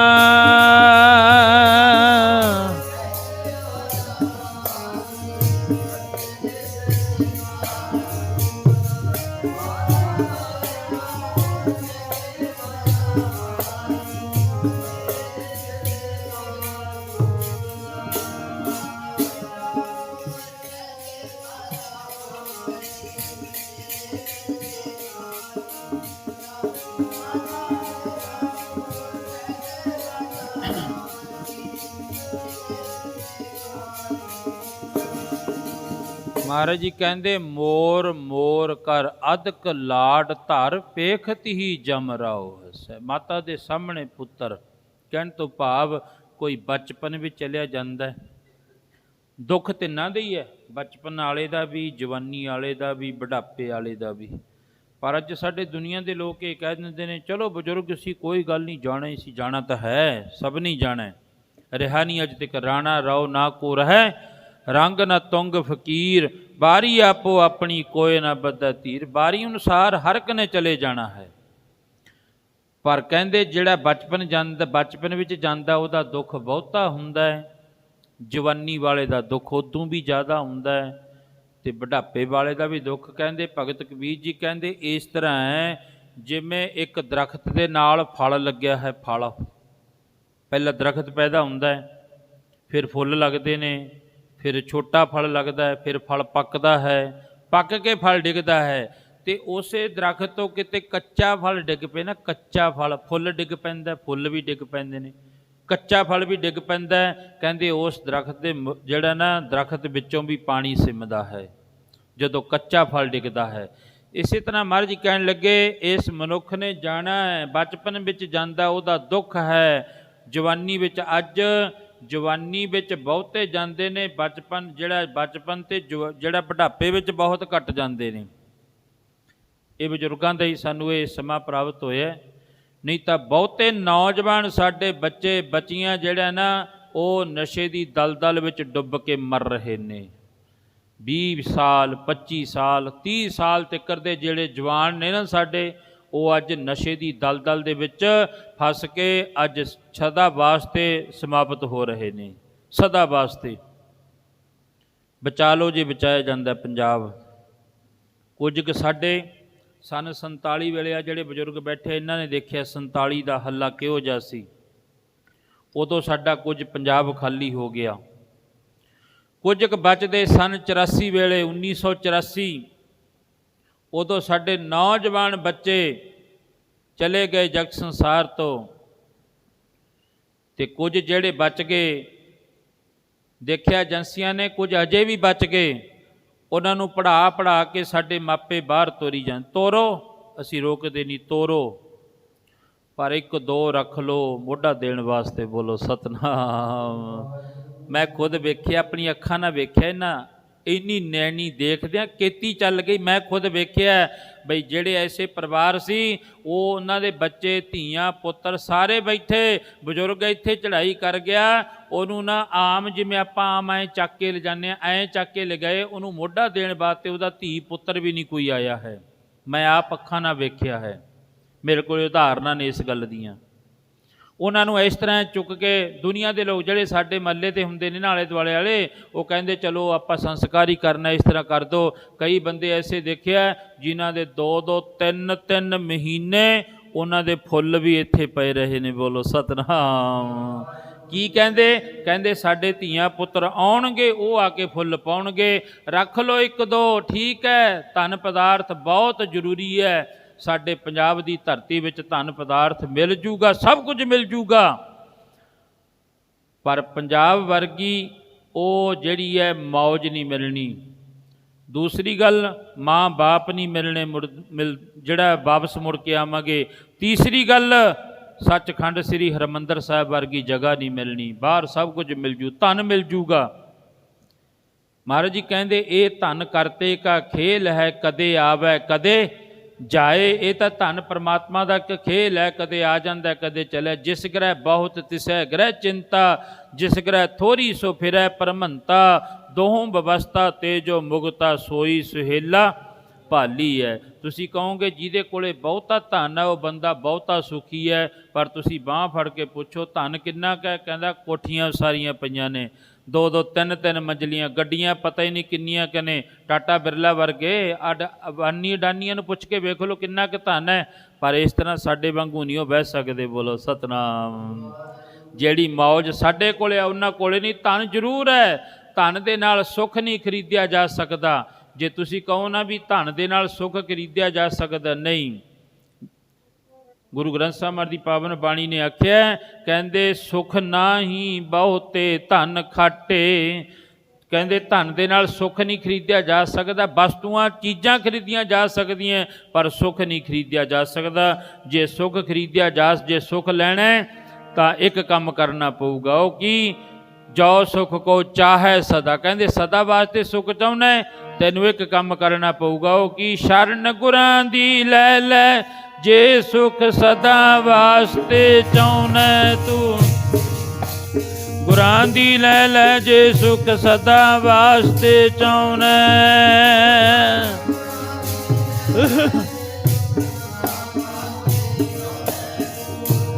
ਸ਼ਰਨ ਗੁਰਾਂ ਦੀ ਲੈ ਲੈ, ਜੇ ਸੁਖ ਸਦਾ ਵਾਸਤੇ।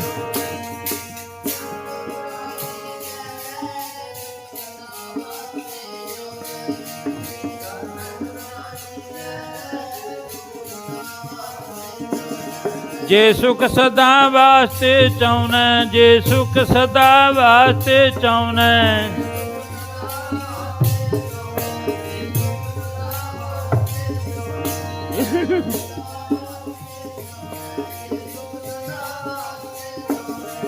ਹਾਂਜੀ, ਸ਼ਰਨ ਗੁਰਾਂ ਦੀ ਲੈ ਲੈ, ਜੇ ਸੁਖ ਸਦਾ ਵਾਸਤੇ ਚਾਹੁੰਦਾ ਤੂੰ। ਸ਼ਰਨ ਗੁਰਾਂ ਦੀ ਲੈ ਲੈ, ਜੇ ਸੁਖ ਸਦਾ ਵਾਸਤੇ ਚਾਹੁੰਦਾ ਤੂੰ।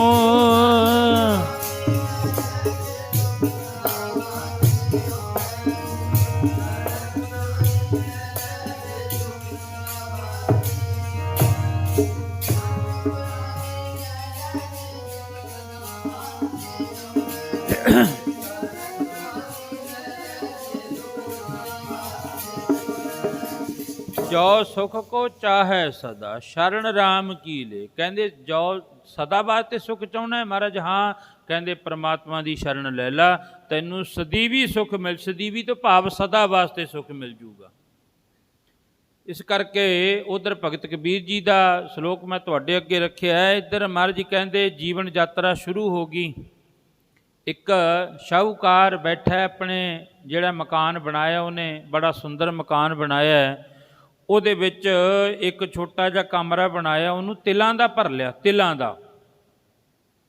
ਇਹ ਬਾਬਾ ਜੀ ਦਾ ਸ਼ਲੋਕ ਹੈ, ਭਗਤ ਫਰੀਦ ਜੀ ਦਾ ਸ਼ਲੋਕ ਹੈ। ਬੜੇ ਪਿਆਰ ਵਿੱਚ ਆ ਕੇ ਸਮਝਾਉਣਾ ਕਰਦੇ ਨੇ। ਕਹਿੰਦੇ ਉਹਨਾਂ ਤਿਲਾਂ ਦਾ ਕੋਠਾ ਭਰ ਲਿਆ ਉਹਨੇ। ਉਹਦੇ ਵਿੱਚੋਂ ਇੱਕ ਬੁੱਕ ਰੋਜ਼ ਕੱਢ ਕੇ ਵਰਤ ਲੈਂਦਾ, ਰੋਜ਼ ਜਦੋਂ ਬੁੱਕ ਕੱਢ ਕੇ ਵਰਤੀ ਜਾਂਦਾ ਇੱਕ ਦਿਨ ਤਾਂ ਕਮਰਾ ਖਾਲੀ ਹੋਣਾ ਹੀ ਹੈ। ਫਿਰ ਖਾਲੀ ਹੋ ਗਿਆ ਕਮਰਾ, ਬਾਹਰ ਬੈਠਾ ਹੈ, ਮੱਥੇ ਉੱਤੇ ਹੱਥ ਧਰਿਆ ਹੋਇਆ ਹੈ, ਕੋਲ ਦੀ ਬਾਬਾ ਜੀ ਤੁਰੇ ਜਾਂਦੇ ਨੇ। ਬਾਬਾ ਫਰੀਦ ਜੀ ਪੁੱਛਦੇ ਨੇ, ਉਹ ਕੀ ਹੋ ਗਿਆ ਸ਼ਾਹੂਕਾਰਾ? ਕਹਿੰਦਾ ਜੀ ਮੈਂ ਮਕਾਨ ਬਣਾਇਆ ਸੀ। ਕਹਿੰਦੇ ਬੜੀ ਚੰਗੀ ਗੱਲ ਹੈ, ਮਕਾਨ ਬਣਾਉਣਾ ਚਾਹੀਦਾ। ਬਾਬਾ ਜੀ ਉਹਦੇ ਵਿੱਚ ਮੈਂ ਇੱਕ ਛੋਟਾ ਜਿਹਾ ਕਮਰਾ ਬਣਾਇਆ, ਉਹ ਤਿਲਾਂ ਦਾ ਭਰ ਲਿਆ। ਮੈਂ ਰੋਜ਼ ਵਰਤਦਾ ਰਿਹਾ ਅਤੇ ਅੱਜ ਉਹ ਤਿਲ ਜਿਹੜੇ ਆ ਨਾ ਸਮਾਪਤ ਹੋ ਗਏ। ਮੈਂ ਤਾਂ ਰੋਨਾ ਹੈ। ਬਾਬਾ ਜੀ ਕੋਲ ਖੜ੍ਹ ਗਏ, ਅੰਤਰੀਪ ਭਾਵ ਇਹਦਾ। ਬਾਬਾ ਜੀ ਕੋਲ ਖੜ੍ਹ ਗਏ, ਉੱਥੇ ਸ਼ਲੋਕ ਉਚਾਰਨ ਕਰਿਆ, ਫਰੀਦਾ ਜੇ ਜਾਣਾ ਤਿਲ ਥੋੜੜੇ ਸੰਭਲ ਬੁੱਕ ਭਰੀ, ਜੇ ਜਾਣਾ ਸਹੁ ਨੱਢੜਾ ਤਾਂ ਥੋੜਾ ਮਾਣ ਕਰੀ। ਕਹਿੰਦੇ ਉਹ ਤੇਰੇ ਆ ਜਿਹੜੇ ਤਿਲਾਂ ਦੀ ਕਿਹੜੀ ਗੱਲ ਕਰਦਾ, ਤੇਰੇ ਸਰੀਰ ਰੂਪੀ ਕੋਠੇ ਦੇ ਵਿੱਚ ਸਵਾਸਾਂ ਰੂਪੀ ਤਿਲ ਨੇ, ਅੰਤਰੀਪ ਭਾਵ ਹੈ ਤੇਰੇ ਸਰੀਰ ਰੂਪੀ ਕੋਠੇ ਵਿੱਚ ਜਿਹੜੇ ਆ ਨਾ ਤਿਲ ਨੇ, ਉਹ ਨੇ ਸਵਾਸ, ਉਹ ਤੇਰੇ ਰੋਜ਼ ਦੇ ਘਟਦੇ ਜਾ ਰਹੇ ਨੇ, ਕਿੰਨੇ? ਬੈਠਤ 12 ਚਲਤੇ 18 ਸੋਬਤ 32 ਮੈਥਨ ਕਰਤੇ 64 ਚਲਤ ਕਿਉਂ ਨਾ ਭਜੈ ਜਗਦੀਸ਼। ਕਹਿੰਦੇ ਤੇਰੇ ਰੋਜ਼ ਦੇ ਸਵਾਸ ਮਿੱਟੀ ਦੇ ਭਾਂਡੇ ਦੇ ਵਿੱਚੋਂ ਨਿਕਲੀ ਜਾਂਦੇ ਨੇ, ਰੋਜ਼ ਦੇ ਨਿਕਲੀ ਜਾਂਦੇ ਨੇ। ਬੈਠਤ 12 ਜਿਹੜਾ ਮਨੁੱਖ ਬੈਠਦਾ ਨਾ ਚੌਂਕੜਾ ਮਾਰ ਕੇ, ਸਾਧੂ ਜਨ ਮਹਾਂਪੁਰਖ ਬੈਠਦੇ, ਉਹਨਾਂ ਦੀ ਉਮਰਾਂ ਕਿਉਂ ਵੱਧ ਸੀ? ਕਿਉਂਕਿ ਬੈਠ ਕੇ ਚੌਂਕੜਾ ਮਾਰ ਕੇ ਰੀੜ੍ਹ ਦੀ ਹੱਡੀ ਸਿੱਧੀ ਕਰਕੇ, ਕਹਿੰਦੇ ਉਹ ਜਦੋਂ ਭਜਨ ਕਰਦੇ, ਸਿਮਰਨ ਕਰਦੇ, 12,000 ਸਵਾਸ 24 ਘੰਟਿਆਂ ਵਿੱਚ ਨਿਕਲਦਾ ਸੀ। ਚਲਤੇ 18 ਜਦੋਂ ਮਨੁੱਖ ਤੁਰਦਾ ਫਿਰਦਾ, ਕਹਿੰਦੇ ਉਦੋਂ 18,000 ਸਵਾਸ ਇਸ ਮਿੱਟੀ ਦੇ ਥੈਲੇ ਵਿੱਚੋਂ ਨਿਕਲ ਜਾਂਦਾ ਹੈ।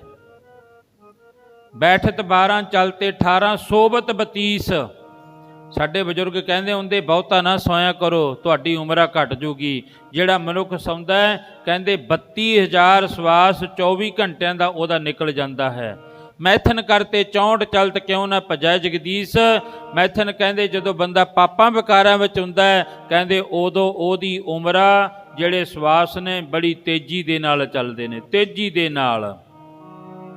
ਇਸ ਕਰਕੇ ਮਹਾਰਾਜ ਜੀ ਕਹਿਣ ਲੱਗੇ, ਸਵਾਸ ਤੇਰੇ ਨਿਕਲਦੇ ਜਾ ਰਹੇ। ਸ਼ਾਹੂਕਾਰ ਦੇ ਕੋਲ ਖੜ੍ਹ ਗਏ, ਬਾਬਾ ਜੀ ਨੇ ਬੜੇ ਪਿਆਰ ਵਿੱਚ ਆ ਕੇ ਸ਼ਲੋਕ ਉਚਾਰਨ ਕਰਿਆ। ਕਹਿੰਦੇ ਕੀ ਨੇ? ਜੇ ਮੈਂ ਜਾਣਦੀ ਤਿਲਾਂ ਨੇ ਮੁੱਕ ਜਾਣਾ, ਜੇ ਮੈਂ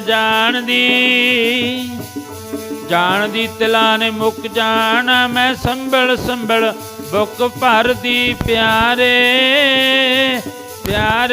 ਮੈਂ ਸੰਭਲ ਬੁੱਕ ਭਰਦੀ, ਜੇ ਮੈਂ ਜਾਣਦੀ।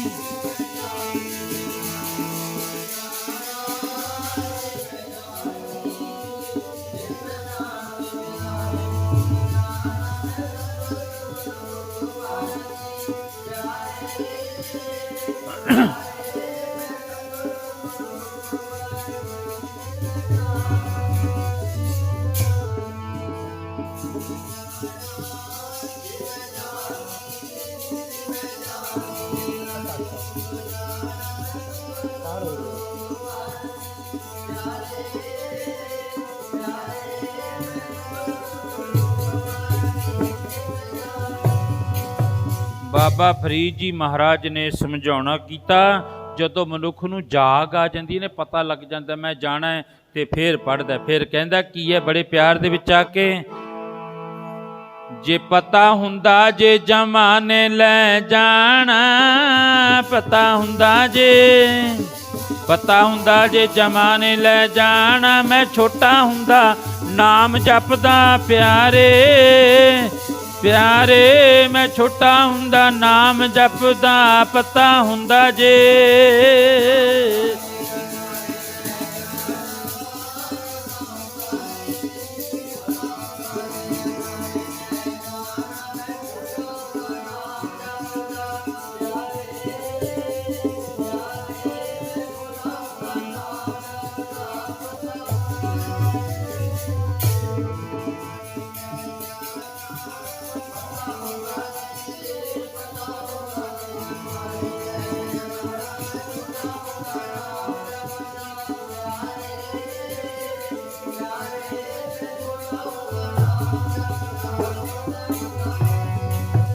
ਫਿਰ ਮਨੁੱਖ ਕਹਿੰਦਾ ਮੈਂ ਨਾਮ ਹੀ ਜਪ ਲੈਂਦਾ। ਪਹਿਲੇ ਹੀ ਮੈਂ ਅਰਜ਼ ਕਰਕੇ ਹਟਿਆ ਬਈ ਜਿਹੜਾ ਹਿਸਾਬ ਕਿਤਾਬ ਕਰਕੇ ਦੇਖੋ ਬਈ ਕਿੰਨਾ ਕੁ ਸਮਾਂ ਅਸੀਂ ਪਰਮਾਤਮਾ ਦਾ ਨਾਮ ਜਪਦੇ ਹਾਂ, ਕਿੰਨਾ ਕੁ ਸਮਾਂ ਅਸੀਂ ਜਿਹੜਾ ਨਾ ਧੀਆਂ ਪੁੱਤਰਾਂ ਵਾਸਤੇ ਕੱਢਦੇ ਹਾਂ, ਕਿੰਨਾ ਕੁ ਸਮਾਂ ਕੰਮ ਧੰਦੇ ਵਾਸਤੇ ਕੱਢਦੇ ਹਾਂ। ਰਾਤ ਜੇ ਸੋਵੈ ਦਿਨ ਕਰੈ ਕਾਮ, ਇੱਕ ਖਿਨ ਲੇਹੇ ਨਾ ਹਰ ਕੋ ਨਾਮ। ਮਹਾਰਾਜ ਜੀ ਨੇ ਬੜੇ ਪਿਆਰ ਵਿੱਚ ਆ ਕੇ ਚਲੋ ਖੈਰ ਸਮਝਾਉਣਾ ਕੀਤਾ ਤੇ ਪੁੱਛੋ ਪ੍ਰਮਾਤਮਾ ਨੂੰ, ਸੱਚੇ ਪਾਤਸ਼ਾਹ ਅਸੀਂ ਵੱਡੇ ਕਿੱਡੇ ਕੁ ਵੱਡੇ ਪੁੰਨ ਕਰਮ ਕੀਤੇ ਨੇ ਜਿਸ ਕਰਕੇ ਸਾਨੂੰ ਮਨੁੱਖਾ ਦੇਹੀ ਮਿਲੀ ਹੈ।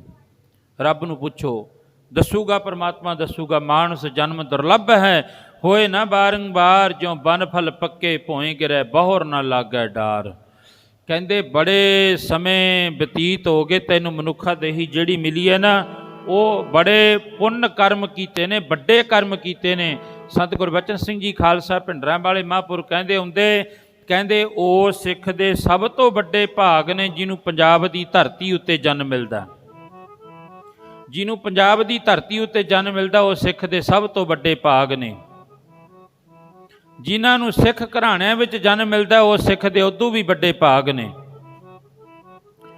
ਕਹਿੰਦੇ ਉਦੋਂ ਵੀ ਵੱਡੇ ਭਾਗ ਨੇ ਜਿਹੜਾ ਸਿੱਖ ਅੰਮ੍ਰਿਤ ਵੇਲੇ ਉੱਠ ਕੇ ਬਾਣੀ ਪੜ੍ਹਦਾ ਹੈ, ਨਾਮ ਜਪਦਾ ਹੈ। ਜਿਹਨੇ ਅੰਮ੍ਰਿਤ ਛਕਿਆ ਉਹਦੇ ਸਭ ਤੋਂ ਵੱਡੇ ਭਾਗ ਹਨ। ਇਸ ਕਰਕੇ ਕਹਿਣ ਤੋਂ ਭਾਵ ਸਤਿਗੁਰੂ ਸੱਚੇ ਪਾਤਸ਼ਾਹ ਮਹਾਰਾਜ ਦੇ ਪਾਵਨ ਚਰਨਾਂ ਦੇ ਵਿੱਚ ਆਪਾਂ ਪੁੱਛੀਏ, ਮਹਾਰਾਜ ਅਸੀਂ ਕਿੱਡੇ ਕੁ ਵੱਡੇ ਪੁੰਨ ਕਰਮ ਕੀਤੇ ਨੇ ਜਿਸ ਕਰਕੇ ਸਾਨੂੰ ਮਨੁੱਖਾ ਦੇਹੀ ਮਿਲਦੀ ਹੈ। ਇਹ ਮਨੁੱਖਾ ਦੇਹੀ ਦਾ ਸਮਾਂ ਐਸਾ ਹੈ, ਉਹ ਰੋਜ਼ ਦਾ ਜਿਹੜਾ ਬੀਤਦਾ ਜਾਂਦਾ ਹੈ। ਭਗਤ ਕਬੀਰ ਜੀ ਦਾ ਪਵਿੱਤਰ ਸ਼ਲੋਕ ਹੈ, ਸੰਤ ਅਤਰ ਸਿੰਘ ਜੀ ਮਸਤੂਆਣਾ ਸਾਹਿਬ ਵਾਲੇ ਪੜ੍ਹਦੇ ਹੁੰਦੇ ਹੋ। ਕੀ ਕਹਿੰਦੇ, ਹੀਰਾ ਜਨਮੇ ਅਮੋਲਕ ਤੇਰਾ ਜਾਂਦਾ ਬਈ ਜਾਂਦਾ ਬੀਤਦਾ। ਹੀਰਾ ਜਨਮੇ ਅਮੋਲਕ ਤੇਰਾ ਜਾਂਦਾ ਬਈ ਜਾਂਦਾ ਬੀਤਦਾ।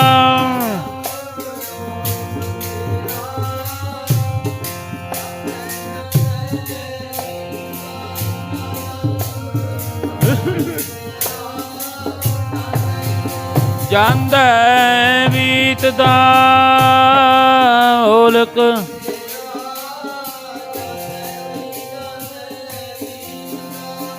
ਹੀਰਾ ਜਨਮੇ ਅਮੋਲਕ ਤੇਰਾ ਜਾਂਦਾ।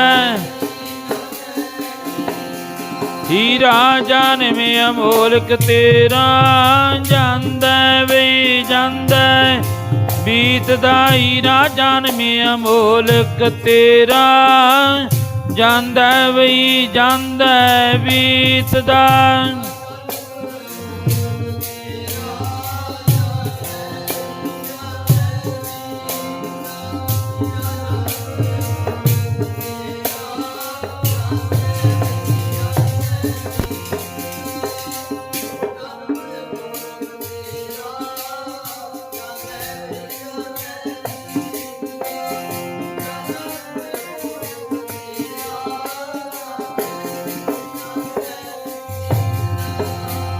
ਮਾਨਸ ਜਨਮ ਦੁਰਲੱਭ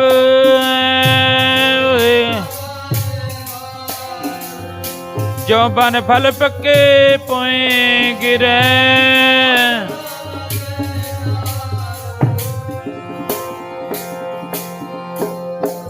ਭਗਤ ਕਬੀਰ ਜੀ ਕਹਿੰਦੇ ਮਾਨਸ ਜਨਮ ਦੁਰਲੱਭ ਹੈ। ਪੁੱਛੋ ਗੁਰੂ ਗ੍ਰੰਥ ਸਾਹਿਬ ਮਹਾਰਾਜ ਤੋਂ ਸੱਚੇ ਪਾਤਸ਼ਾਹ ਅਸੀਂ ਕਿੱਡੇ ਕੁ ਵੱਡੇ ਪੁੰਨ ਕਰਮ ਕੀਤੇ ਨੇ ਜਿਸ ਕਰਕੇ ਸਾਨੂੰ ਮਨੁੱਖਾ ਦੇਹੀ ਮਿਲੀ ਹੈ।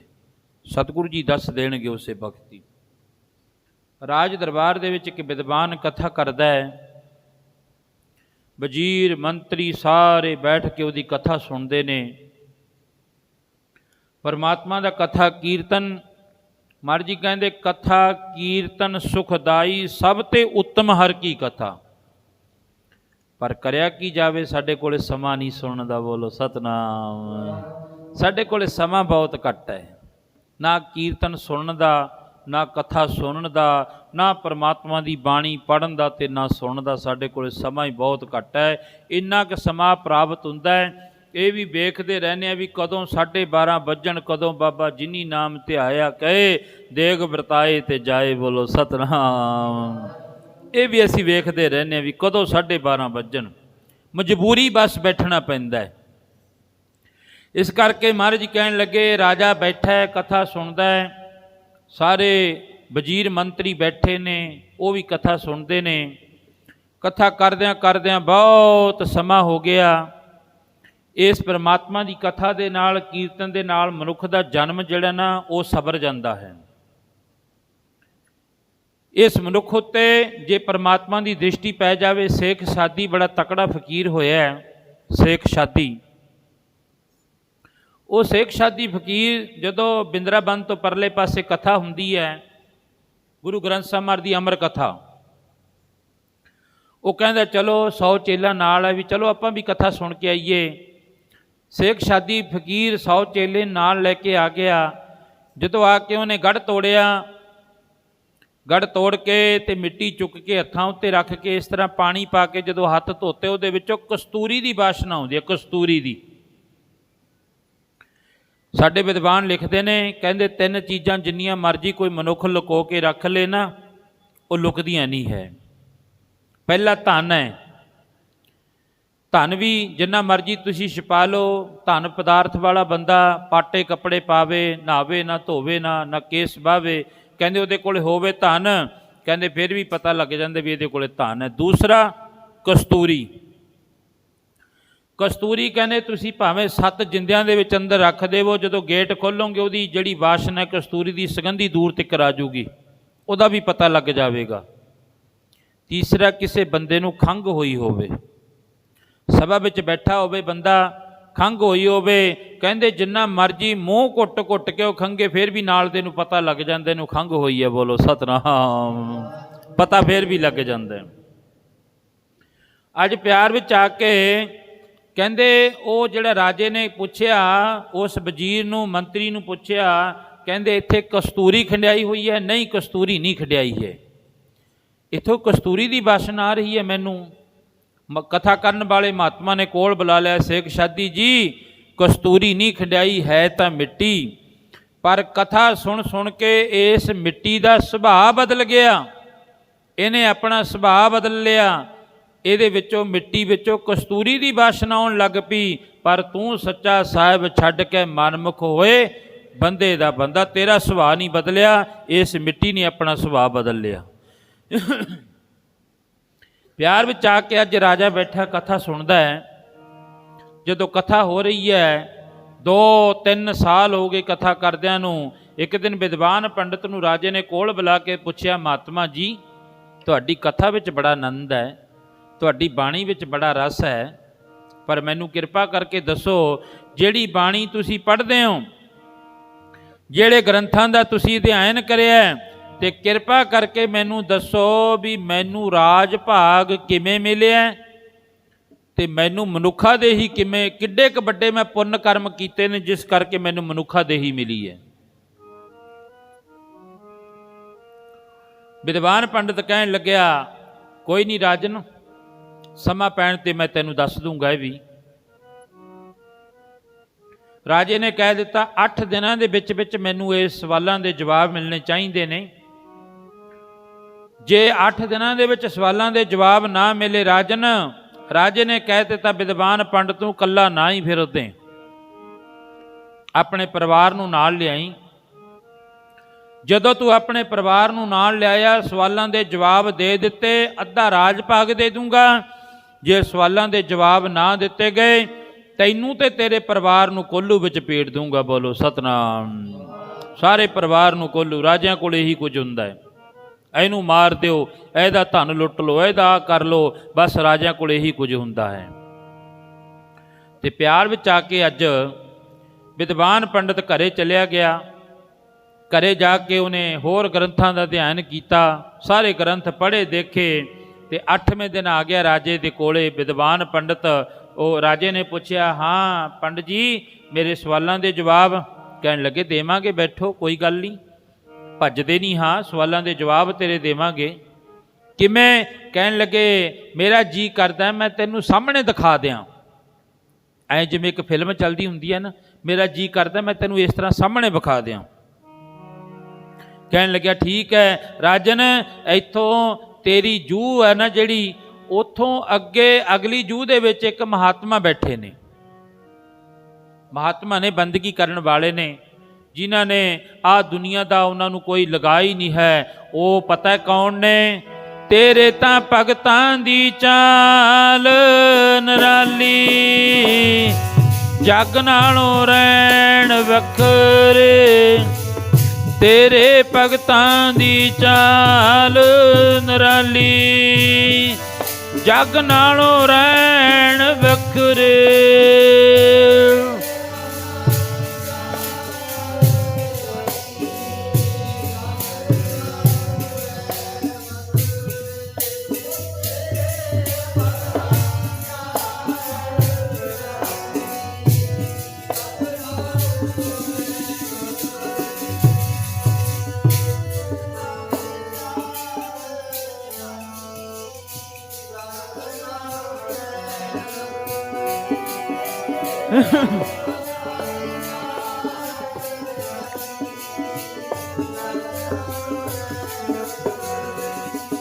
ਪਿਆਰੇ ਜੀ ਜਗ ਨਾਲੋਂ ਰਹਿਣ ਵੱਖਰੇ, ਮੇਰੇ ਪਿਆਰੇ ਜਗ ਨਾਲੋਂ ਰਹਿਣ ਵੱਖਰੇ।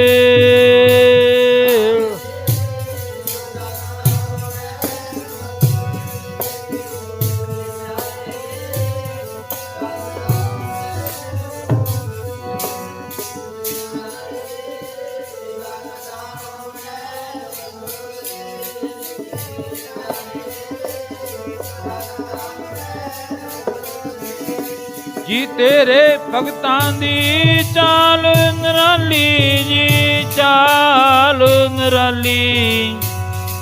ਜਗ ਨਾਲੋਂ ਰਹਿਣ ਵੱਖਰੇ, ਤੇਰੇ ਭਗਤਾਂ ਦੀ ਚਾਲ ਨਿਰਾਲੀ।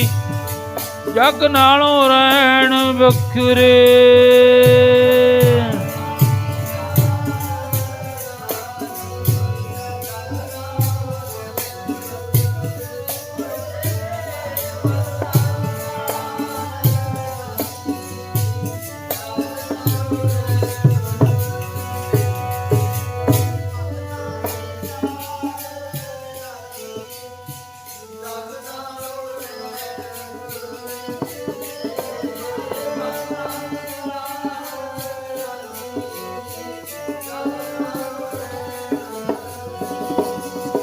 ਮਹਾਰਾਜ ਕਹਿੰਦੇ ਭਗਤਾ ਤੇ ਸੰਸਾਰੀਆਂ ਜੋੜ ਕਦੇ ਨਾ ਆਇਆ। ਰੱਬ ਦੇ ਪਿਆਰਿਆਂ ਦੀ ਚਾਲ ਵੱਖਰੀ ਹੈ, ਰਹਿੰਦੇ ਵਿੱਚ ਹੀ ਨੇ ਸਾਡੇ, ਕੋਈ ਪਛਾਣ ਨਹੀਂ ਸਕਦਾ ਵੀ ਮਹਾਂਪੁਰਖਾਂ ਦੀ ਚਾਲ ਕਿਹੋ ਜਿਹੀ ਹੈ। ਜਿਵੇਂ ਭਾਈ ਗੁਰਦਾਸ ਜੀ ਨੇ ਲਿਖਿਆ ਰਾਜੇ ਜਨਕ ਦੀ ਬਾਬਤ, ਭਗਤ ਵੱਡਾ ਰਾਜਾ ਜਨਕ ਹੈ, ਗੁਰਮੁਖ ਮਾਇਆ ਵਿੱਚ ਉਦਾਸੀ। ਕਹਿੰਦੇ ਰਾਜਾ ਜਨਕ ਹੋਇਆ, ਰਾਜਾ ਜਨਕ ਤੇ ਵੱਡਾ ਭਗਤ ਹੋਇਆ, ਸਾਰੇ ਭਗਤਾਂ ਦੇ ਨਾਲੋਂ ਵੱਡਾ ਭਗਤ ਲਿਖਿਆ ਰਾਜੇ ਜਨਕ ਨੂੰ। ਗੁਰਮੁਖ ਮਾਇਆ ਵਿੱਚ ਉਦਾਸੀ, ਰਹਿੰਦਾ ਮਾਇਆ ਦੇ ਵਿੱਚ ਹੀ ਸੀ, ਪਰ ਉਹਨੂੰ ਮਾਇਆ ਦਾ ਕੋਈ ਲੇਪ ਨਹੀਂ ਸੀ। ਅੱਜ ਸਾਨੂੰ ਮਾਇਆ ਦਾ ਲੇਪ ਹੈ, ਲੜਾਈ ਝਗੜੇ ਜਿੰਨੇ ਸਾਰੇ ਮਾਇਆ ਦੇ ਕਾਰਨ ਹੀ ਹੈ। ਬੋਲੋ ਸਤਨਾਮ। ਹਰੇਕ ਪਾਰਟੀ ਵਿੱਚ, ਹਰੇਕ ਘਰ ਦੇ ਵਿੱਚ ਪੈਸਿਆਂ ਦਾ ਝਗੜਾ, ਮਾਇਆ ਦਾ ਝਗੜਾ, ਸਾਡੇ ਰਾਗੀਆਂ ਦੇ ਵਿੱਚ ਵੀ ਮਾਇਆ ਦਾ ਝਗੜਾ। ਬੋਲੋ ਸਤਨਾਮ। ਗ੍ਰੰਥੀ ਪਾਠੀ ਅਸੀਂ ਵੀ ਕਿਹੜਾ ਬਖਸ਼ੇ ਹੋਏ, ਅਸੀਂ ਵੀ ਵਿੱਚ ਹੀ ਆਉਂਦੇ ਹਾਂ। ਇਸ ਕਰਕੇ ਪਿਆਰ ਵਿੱਚ ਆ ਕੇ ਉਸ ਵਿਦਵਾਨ ਨੇ ਆਖਿਆ ਮੈਂ ਤੈਨੂੰ ਦਿਖਾ ਸਕਦਾ, ਮੇਰੀ ਇੱਛਾ ਹੈ ਮੈਂ ਤੈਨੂੰ ਦਿਖਾ ਦਿਆਂ। ਦੱਸਣ ਦੇ ਨਾਲ ਗੱਲ ਕੁਝ ਹੋਰ ਬਣਦੀ ਹੈ, ਇੱਕ ਸਾਹਮਣੇ ਵੇਖਣ ਦੇ ਨਾਲ ਗੱਲ ਕੁਝ ਹੋਰ ਬਣਦੀ ਆ। ਉਹਨੂੰ ਪ੍ਰੈਕਟੀਕਲ ਕਹਿੰਦੇ ਨੇ।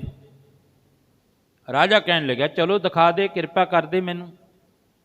ਰਾਜਨ ਤੂੰ ਤੇ ਮੈਂ, ਵਜ਼ੀਰ ਮੰਤਰੀ ਲੈ ਲਾ, 2-4 ਰੱਥ ਬੱਗੀਆਂ ਲੈ ਲਾ, ਆਪਾਂ ਇੱਥੋਂ ਤੇਰੀ ਹੱਦ ਤੋਂ ਅੱਗੇ ਜਾਣਾ, ਹੋਰ ਕਿਤੇ ਜਿੱਥੇ ਤੱਕ ਤੇਰੇ ਰਾਜ ਭਾਗ ਦੀ ਹੱਦ ਹੈ ਨਾ, ਉਦੋਂ ਅੱਗੇ ਜਾਣਾ ਆਪਾਂ ਨੇ। ਰਾਜਾ ਕਹਿਣ ਲੱਗਿਆ ਚਲੋ। ਰੱਥ ਬੱਗੀਆਂ ਜੋੜੀਆਂ ਗਈਆਂ, ਸਾਰੇ ਬੈਠ ਗਏ, ਰੱਥ ਵਿੱਚ ਬਹਿ ਗਏ, ਨਾਲ ਫੌਜ ਲੈ ਲਈ, ਸੈਨਾ ਲੈ ਲਈ। ਰਾਜੇ ਦੀ ਹੱਦ ਤੋਂ ਅੱਗੇ ਹੋਰ ਜਿਹੜਾ ਗਾਹਾਂ ਵਾਲੀ ਹੱਦ ਦੇ ਵਿੱਚ ਚਲੇ ਗਏ। ਉੱਥੇ ਕੀ ਦੇਖਦੇ, ਇੱਕ ਮਹਾਤਮਾ ਬੈਠੇ ਨੇ। ਉਹ ਮਹਾਤਮਾ ਇੱਕ ਐ ਛੋਟਾ ਜਿਹਾ ਛੰਨ ਬਣੀ ਹੋਈ ਹੈ, ਜਿਹਨੂੰ ਗੁਰਬਾਣੀ ਨੇ ਆਖਿਆ ਭਲੀ ਸੁਹਾਵੀ ਛਪਰੀ ਜਾ ਮਹਿ ਗੁਣ ਗਾਏ, ਕੀਤੀ ਹੀ ਕਾਮ ਨਾ ਧੌਲ ਹਰ ਜਿੱਤ ਹਰ ਵਿਸਰਾਏ। ਕਹਿੰਦੇ ਉਹ ਧੌਲਰ ਕਿਸੇ ਵੀ ਕੰਮ ਨਹੀਂ ਜਿੱਥੇ ਜਿੱਤ ਹਰ ਵਿਸਰਾਏ, ਜਿਹਦੇ ਵਿੱਚ ਰਹਿਣ ਦੇ ਨਾਲ ਪਰਮਾਤਮਾ ਦਾ ਨਾਮ ਵਿਸਰ ਜਾਵੇ। ਉਹ ਧੌਲਰ ਕਹਿੰਦੇ ਕਿਸੇ ਕੰਮ ਨਹੀਂ ਹੈ। ਤੇ ਪਿਆਰ ਵਿੱਚ ਆ ਕੇ ਕਹਿੰਦੇ ਉਹ ਛੱਪਰੀ ਵਿੱਚ ਚਲੇ ਗਏ। ਛੋਟਾ ਜਿਹਾ ਫਿੜਕਾ ਸੀ, ਪਰੇ ਕੀਤਾ। ਅੱਗੇ ਕੀ ਦੇਖਦੇ ਨੇ, ਮਹਾਤਮਾ ਬੈਠੇ ਨੇ। ਮਹਾਤਮਾ ਦਾ ਚੌਂਕੜਾ ਵੱਜਿਆ ਹੋਇਆ, ਪਾਟੀ ਹੋਈ ਬੋਰੀ ਉੱਤੇ ਬੈਠੇ ਨੇ, ਜਿਹਨੂੰ ਲਿਖਦੇ ਨੇ ਪਿਆਰ ਵਿੱਚ ਆ ਕੇ ਰੱਬ ਦੇ ਫਕੀਰ, ਉਹ ਕਦੇ ਤਾਂ ਪਹਿਨਣ ਰੇਸ਼ਮ ਜਰੀਆਂ, ਕਦੇ ਤਾਂ ਪਹਿਨਣ ਰੇਸ਼ਮ ਜਰੀਆਂ,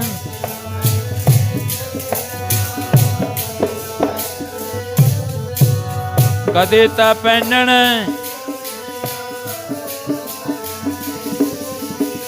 ਉਹ ਕਦੇ ਗੋਦੜੀ ਲੀਰਾਂ ਦੀ, ਕਦੇ ਗੋਦੜੀ ਲੀਰਾਂ ਦੀ।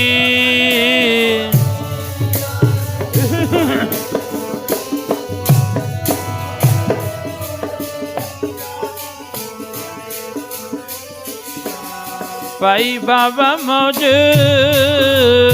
ਬਾਬਾ ਮੌਜ ਫਕੀਰਾਂ ਦੀ।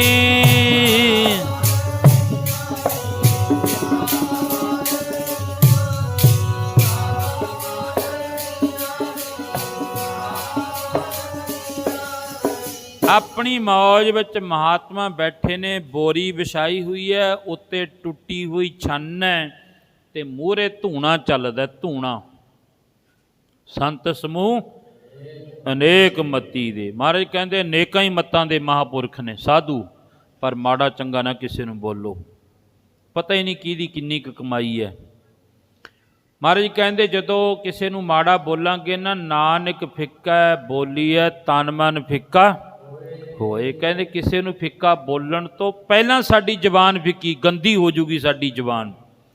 ਕਿਸੇ ਨੂੰ ਬਾਅਦ ਵਿੱਚ ਫਿੱਕਾ ਬੋਲਿਆ ਜਾਊ, ਪਹਿਲਾਂ ਸਾਡੀ ਜ਼ੁਬਾਨ ਗੰਦੀ ਹੋ ਜਾਵੇਗੀ। ਮਹਾਤਮਾ ਬੈਠੇ, ਚੌਂਕੜਾ ਮਾਰਿਆ ਹੋਇਆ ਤੇ ਰਾਜਾ ਵੀ ਜਾ ਕੇ ਬੈਠ ਗਿਆ। ਕੋਈ ਮਹਾਤਮਾ ਨੇ ਸਤਿਕਾਰ ਨਹੀਂ ਕਰਿਆ, ਉੱਠ ਕੇ ਆਪਣੀ ਮੌਜ ਵਿੱਚ ਬੈਠੇ ਨੇ ਸਾਧੂ। ਬਖਤੇ ਖੀਰ ਰਾਜਾ ਵੀ ਉਸੇ ਬੋਰੀ ਉੱਤੇ ਬੈਠ ਗਿਆ, ਉਹ ਨਾਲ ਦਾ ਵਿਦਵਾਨ ਪੰਡਤ ਵੀ ਬੈਠ ਗਿਆ ਤੇ ਬਾਕੀ ਫੌਜ ਸਾਰੀ ਬਾਹਰ ਖੜੀ ਹੈ। ਮਹਾਤਮਾ ਨੇ ਅੱਖਾਂ ਖੋਲੀਆਂ, 2-4 ਮਿੰਟਾਂ ਵਿੱਚ ਉਸ ਮਚਦੇ ਹੋਏ ਜਿਹੜਾ ਨਾ ਸਾਹਮਣੇ ਹਮਨ ਕੁੰਡ ਚੱਲ ਰਿਹਾ ਹੈ, ਉਹਦੇ ਵਿੱਚੋਂ ਇੱਕ ਮੁੱਠੀ ਭਰੀ ਸਵਾਹ ਦੀ ਹੱਥ ਉੱਤੇ ਰੱਖੀ, ਫੱਕਾ ਮਾਰਿਆ ਤੇ ਪਾਣੀ ਪੀ ਲਿਆ। ਰਾਜਾ ਕਹਿਣ ਲੱਗਿਆ ਇਹ ਮੇਰੇ ਸਵਾਲ ਦਾ ਜਵਾਬ ਜ਼ਰੂਰ ਦੇ ਦੇਣਗੇ, ਕਿਉਂਕਿ ਸਵਾਹ ਖਾਂਦੇ ਨੇ, ਹੋਰ ਤਾਂ ਕੁਝ ਖਾਂਦੇ ਨਹੀਂ ਹੈ। 2-4 ਮਿੰਟ ਬੈਠੇ, ਵਿਦਵਾਨ ਪੰਡਤ ਨੇ ਆਖਿਆ ਮਹਾਤਮਾ ਜੀ ਆ ਇੱਕ ਰਾਜਾ ਆਇਆ ਤੁਹਾਡੇ ਦਰਸ਼ਨ ਕਰਨ ਵਾਸਤੇ। ਮਹਾਤਮਾ ਕਹਿਣ ਲੱਗੇ ਦੱਸੋ ਕੀ ਕੰਮ ਹੈ। ਇਹ ਪੁੱਛਣ ਵਾਸਤੇ ਆਇਆ ਰਾਜਾ ਵੀ ਮੈਂ ਕਿੱਡੇ ਕੁ ਵੱਡੇ ਪੁੰਨ ਕਰਮ ਕੀਤੇ ਨੇ ਜਿਸ ਕਰਕੇ ਮੈਨੂੰ ਮਨੁੱਖਾ ਦੇਹੀ ਮਿਲੀ ਹੈ, ਤੇ ਦੂਸਰਾ ਰਾਜ ਭਾਗ ਮਿਲ ਗਿਆ, ਮੈਂ ਕਿੱਡੇ ਕੁ ਵੱਡੇ ਪੁੰਨ ਕਰਮ ਕੀਤੇ ਨੇ। ਮਨੁੱਖਾ ਦੇਹੀ ਬੜੇ ਜਨਮਾਂ ਬਾਅਦ ਮਿਲਦੀ ਹੈ, 7.5 ਕਰੋੜ 7.5 ਅਰਬ ਹਜ਼ਾਰ ਸਾਲ ਬਾਅਦ ਕਿਤੇ ਜਾ ਕੇ ਮਨੁੱਖਾ ਦੇਹੀ ਮਿਲਦੀ ਹੈ। ਬਹੁਤੀਆਂ ਜਨਮਾਂ ਜਿਹੜੀਆਂ ਜੂਨਾਂ ਨੇ ਉਹਦੀਆਂ ਬਹੁਤੀਆਂ ਲੱਖੀ ਨਾਗ ਕਰੋੜੀ ਕਾਗ, ਕਹਿੰਦੇ ਇਹਨਾਂ ਟੇਢੀਆਂ ਜੂਨਾਂ ਦੇ ਵਿੱਚ ਦੀ ਮਨੁੱਖ ਫਿਰ ਕੇ ਫੇਰ ਆਉਂਦਾ, ਕਈ ਜਨਮ ਘਏ ਭਏ ਕੀਟ ਪਤੰਗਾ, ਕਈ ਜਨਮ ਗੱਜ ਮੀਨ ਕਰਾਂਗਾ। ਮਹਾਰਾਜ ਜੀ ਕੀ ਕਹਿੰਦੇ ਨੇ, ਕਈ ਜਨਮ ਭਏ ਕੀਟ ਪਤੰਗਾ, ਕਈ ਜਨਮ ਗੱਜ ਮੀਨ ਕਰਾਂਗਾ।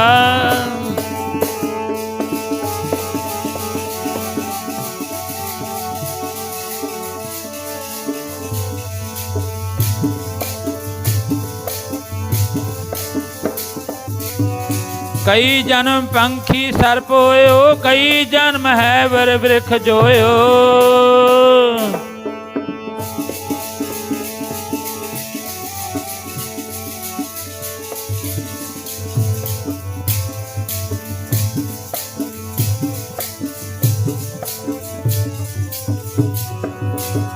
ਮਿਲ ਜਗਦੀਸ਼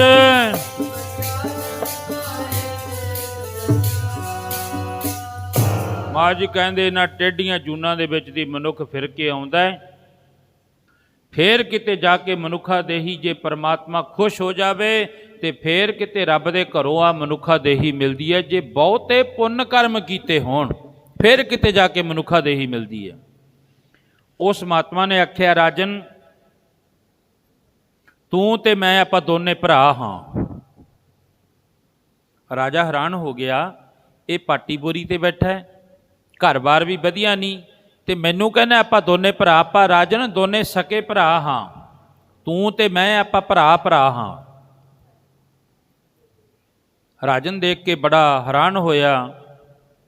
ਅੱਛਾ ਮਹਾਤਮਾ ਜੀ, ਕਿਰਪਾ ਕਰਕੇ ਦੱਸੋ ਮੈਂ ਕਿੱਡੇ ਕੁ ਵੱਡੇ ਪੁੰਨ ਕਰਮ ਕੀਤੇ ਨੇ ਜਿਸ ਕਰਕੇ ਮੈਨੂੰ ਮਨੁੱਖਾ ਦੇਹੀ ਮਿਲੀ ਹੈ। ਮਹਾਤਮਾ ਕਹਿਣ ਲੱਗੇ, ਰਾਜਨ ਮੇਰਾ ਜੀ ਕਰਦਾ ਹੈ ਮੈਂ ਤੈਨੂੰ ਹੁਣੀ ਦੱਸ ਦਿਆਂ, ਪਰ ਜੇ ਤੂੰ ਥੋੜੀ ਜਿਹੀ ਹੋਰ ਹਿੰਮਤ ਕਰੇ, ਤੂੰ ਆਪਣੇ ਰਾਜ ਭਾਗ ਦੀ ਹੱਦ ਤਾਂ ਟੱਪ ਆਇਆ, ਹੁਣ ਮੇਰੇ ਰਾਜ ਭਾਗ ਵਿੱਚ ਆ ਗਿਆ, ਇਦੋਂ ਅੱਗੇ ਆਪਾਂ ਹੋਰ ਥੋੜਾ ਜਿਹਾ ਚੱਲਣਾ ਹੈ। ਤੇਰੇ ਕੋਲ ਸੁੱਖ ਸਾਧਨ ਸਾਰੇ ਨੇ, ਆਪਾਂ ਹੋਰ ਥੋੜਾ ਜਿਹਾ ਅੱਗੇ ਚੱਲਣਾ ਹੈ। ਤੇ ਮਹਾਤਮਾ ਨੇ ਬੜੇ ਪਿਆਰ ਵਿੱਚ ਆ ਕੇ ਰਾਜੇ ਨੂੰ ਕਿਹਾ, ਚੱਲ ਅੱਗੇ ਚੱਲੀਏ। ਹੱਦ ਟੱਪੇ ਔਲੀਆ, ਬੇਹੱਦ ਟੱਪੇ ਪੀਰ, ਹੱਦ ਬੇਹੱਦ ਦੋਨੋਂ ਟੱਪੇ ਤਿੰਨ ਕਾ ਨਾਂ ਫਕੀਰ। ਕਹਿਣ ਲੱਗੇ ਇਸ ਰਾਜ ਭਾਗ ਦੀ ਹੱਦ ਤੋਂ ਆਪਾਂ ਹੋਰ ਅੱਗੇ ਚੱਲਣਾ, ਚਲੋ ਚੱਲ ਵੜਦੇ ਹਾਂ। ਰਾਜਾ ਬੈਠ ਗਿਆ, ਮਹਾਤਮਾ ਬੈਠ ਗਏ, ਵਿਦਵਾਨ ਪੰਡਤ ਬੈਠ ਗਿਆ, ਰਥ ਬੱਗੀ ਦੇ ਵਿੱਚ ਅੱਗੇ ਤੁਰ ਪਏ, ਹੋਰ ਅੱਗੇ ਤੁਰੇ ਜਾ ਰਹੇ ਨੇ। ਕਹਿੰਦੇ ਉਦੋਂ ਰਾਜ ਭਾਗ ਜਿਹੜਾ ਉਹ ਮਹਾਤਮਾ ਦਾ ਰਾਜ ਸੀ ਨਾ, ਉਦੋਂ ਵੀ ਅੱਗੇ ਚਲੇ ਗਏ। ਜਦੋਂ ਉਦੋਂ ਵੀ ਅੱਗੇ ਚਲੇ ਗਏ, ਅੱਗੇ ਕੀ ਦੇਖਦੇ ਨੇ, ਉਸੇ ਤਰ੍ਹਾਂ ਦੀ ਇੱਕ ਛੰਨ ਹੋਰ ਹੈ। ਮਹਾਤਮਾ ਬੈਠੇ ਨੇ ਛੰਨ ਦੇ ਵਿੱਚ, ਆਪਣੀ ਮੌਜ ਵਿੱਚ ਬੈਠੇ ਨੇ। ਆਪਣੀ ਮੌਜ ਵਿੱਚ ਜਦੋਂ ਮਹਾਤਮਾ ਬੈਠੇ ਨੇ, ਰਾਜਾ ਵੀ ਚਲਿਆ ਗਿਆ, ਮਹਾਤਮਾ ਵੀ ਚਲੇ ਗਏ, ਵਿਦਵਾਨ ਪੰਡਤ ਵੀ ਚਲੇ ਗਏ।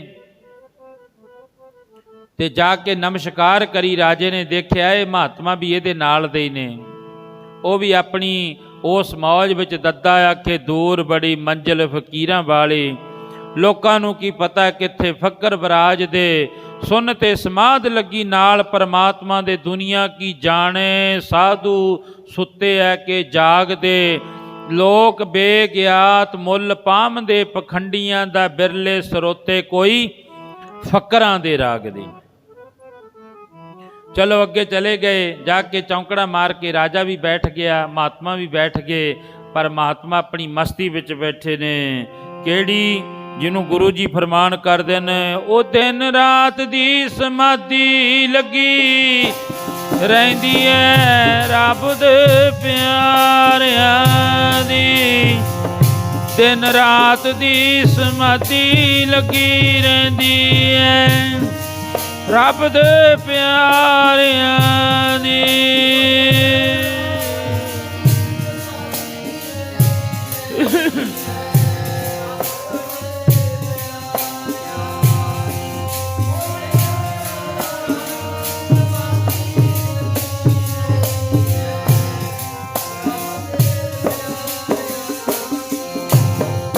ਦਿਨ ਰਾਤ ਦੀ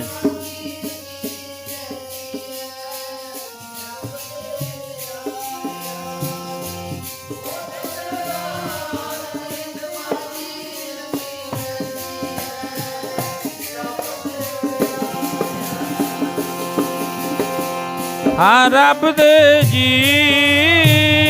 ਪਿਆਰਿਆਂ ਦੀ, ਰੱਬਾ ਤੇਰੇ ਜੀ ਪਿਆਰਿਆਂ ਦੀ।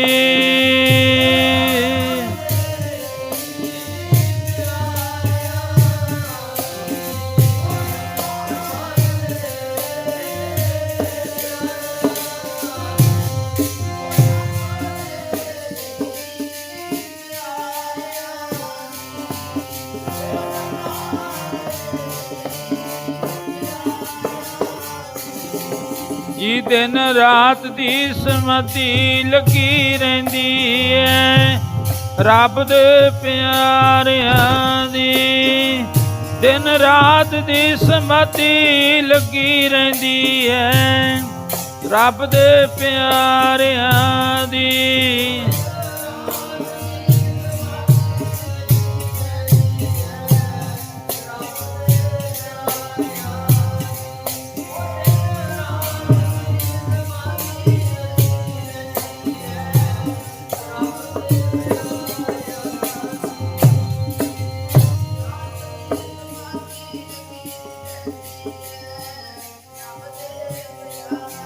महात्मा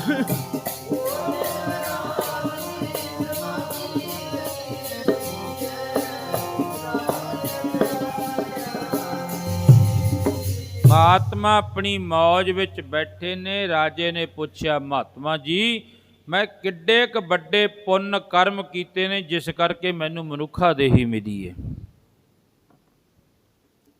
ये रब दा शुक्र करया करो भी सानू मनुखा देही मिली है ते शरीर ठीक है। नहीं तो अज तुसीं हॉस्पिटलों में जाके वेखो, लोग मंजियां उत्ते पए तड़फदे ने। बोलो सतनाम। विद्वान ने लिखा, कोई तन दुखी, कोई मन दुखी, कोई चिंता चित्त उदास, थोड़े थोड़े सब दुखी, एक सुखी हरि दा दास। कोई तन दुखी, कोई तन करके दुखी है। तन तो भाव शरीर। महाराज जी कहने लगे, कोई तन दुखी जिन्हों मर्जी बांह फड़ के पुछो भी तैनू कोई दुख तो नहीं है, वो एड्डी वड्डी लिस्ट दिखा दिंदा कढ़ के। डॉक्टर कोले गया सी, वो कहंदा आ ना खाई, मिठा ना खाई, घ्यो ना खाई, लूण ना खाई, आ ना खाई। मैं कहा पिछे की रह गया? एक पानी ते एक सुक्का आटा। बोलो सतनाम। कोई तन दुखी जिन्हों मर्जी बांह फड़ के पुछो तुसी। किसी नूं कोई बीमारी है, किसी नूं शुगर है, किसी नूं कुछ है। शुगर का तकरीबन अज 95% हो गया। शुगर की भयानक बीमारी। लो मिठा वह तो बंद है, जमे तलिया वह बंद है। महाराज कहते कोई तन दुखी, कोई मन दुखी। कोई मन करके दुखी है, मन करके बहुते दुखी ने। क्यों मन करके क्यों दुखी है? किसी का सुख देख के मनुख दुखी हुंदा। किसी का सुख देखिया, किसी दे वधिया वस्त्र पाए तां दुखी, किसी का वधिया मकान देख लिया तां दुखी, किसी कोले वधिया गड्डी देख ली तां दुखी, किसी दे धी पुत्र लायक ने तां दुखी। मन करके बहुते दुखी ने। कोई तन ते मन दो हो गए। कोई तन दुखी, कोई मन दुखी, कोई चिंता चित्त उदास। कहते जे कोई दुख तो भी बचिया है तां होर जिहड़ा दूजी बीमारी तो बचिया, कहते ओनू चिंता दा रोग लग्या। चिंता दा, हाय मेरा की बनूगा, हाय मेरे पुत्रां दा की बनूगा, हाय मेरा मकान नहीं बनया, हाय मेरे कोले गड्डी नहीं। ये चिंता जिहड़ा इहदा भी दुख है, सब तो बड़ा दुख है चिंता दा। कहते हर एक बीमारी का इलाज है।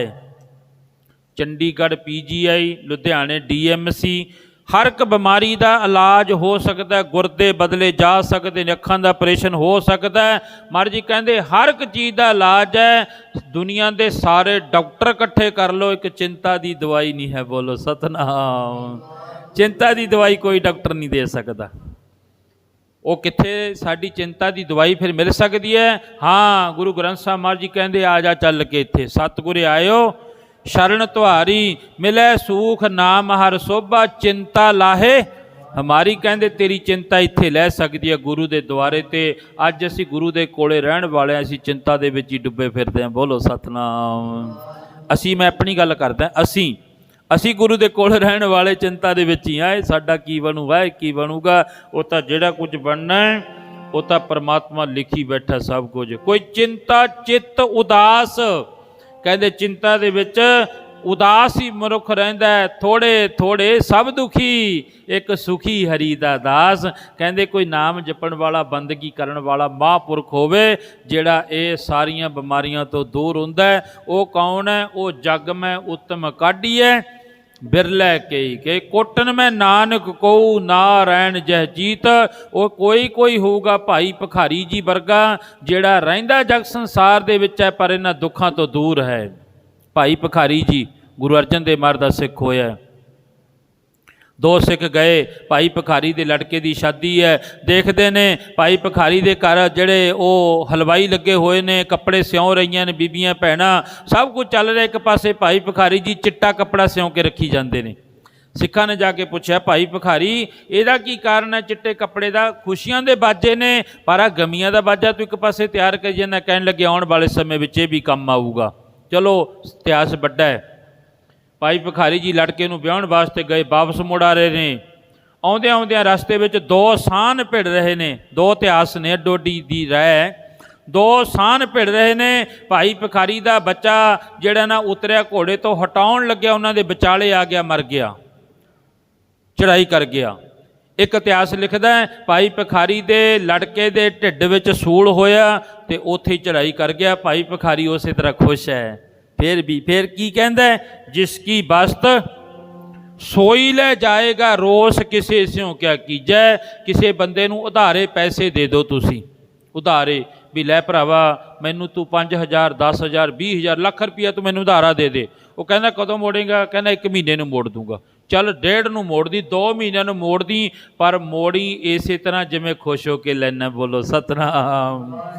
ਪਰ ਜਦੋਂ ਅਸੀਂ ਮੋੜਦੇ ਹੁੰਦੇ ਨੇ ਨਾ ਪੈਸੇ, ਉਦੋਂ ਸਾਡਾ ਮੂੰਹ ਇਸ ਤਰ੍ਹਾਂ ਨਹੀਂ ਹੁੰਦਾ, ਉਦੋਂ ਹੋਰ ਹੁੰਦਾ। ਸੱਚੇ ਪਾਤਸ਼ਾਹ ਕਹਿੰਦੇ ਆਹ ਸਰੀਰ ਰੂਪੀ ਵਸਤੂ ਤੈਨੂੰ ਦਿੱਤੀ ਹੈ, ਪਰ ਜਦੋਂ ਮੈਂ ਦਿੱਤੀ ਸੀ ਸਭ ਨੇ ਖੁਸ਼ੀਆਂ ਦੇ ਬਾਜੇ ਵਜਾਏ, ਬੱਚਾ ਹੋਇਆ ਸਭ ਨੇ ਵਧਾਈਆਂ ਵੰਡੀਆਂ, ਲੱਡੂ ਵੰਡੇ, ਬਰਫੀ ਵੰਡੀ ਜਾ ਕੇ, ਪਰ ਜਦੋਂ ਮੈਂ ਲੈ ਕੇ ਜਾਂਦਾ ਉਦੋਂ ਸਾਰੇ ਚੀਕਾਂ ਮਾਰਦੇ ਨੇ, ਜਿਸ ਕੀ ਬਸਤ ਸੋਈ ਲੈ ਜਾਏਗਾ ਰੋਸ ਕਿਸੇ ਸਿਉ ਕਿਆ ਕੀਜੈ।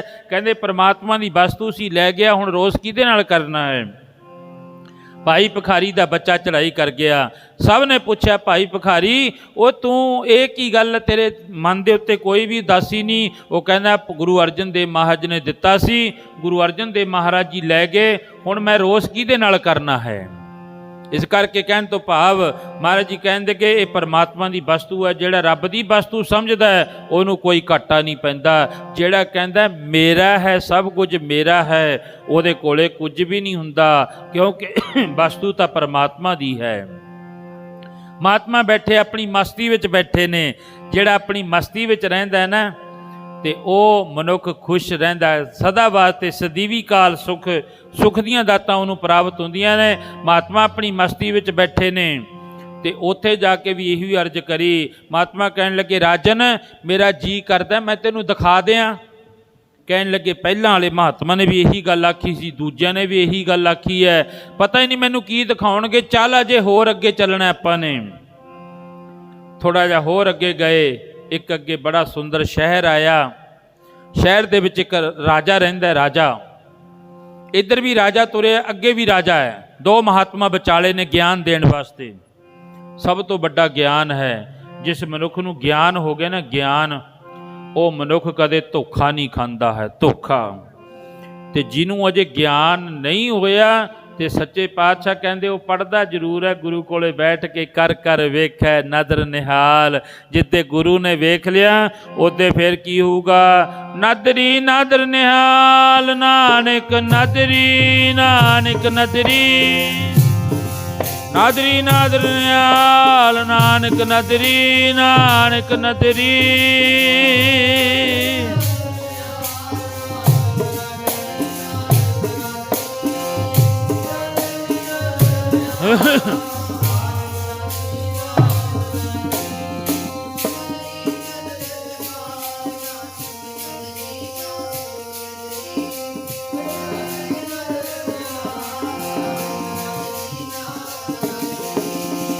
ਨਾਦਰੀ ਨਾਦਰ ਨਿਹਾਲ, ਨਾਨਕ ਨਦਰੀ, ਨਾਨਕ ਨਦਰੀ, ਨਦਰੀ ਨਾਦਰ ਨਿਹਾਲ, ਨਾਨਕ ਨਦਰੀ, ਨਾਨਕ ਨਦਰੀ।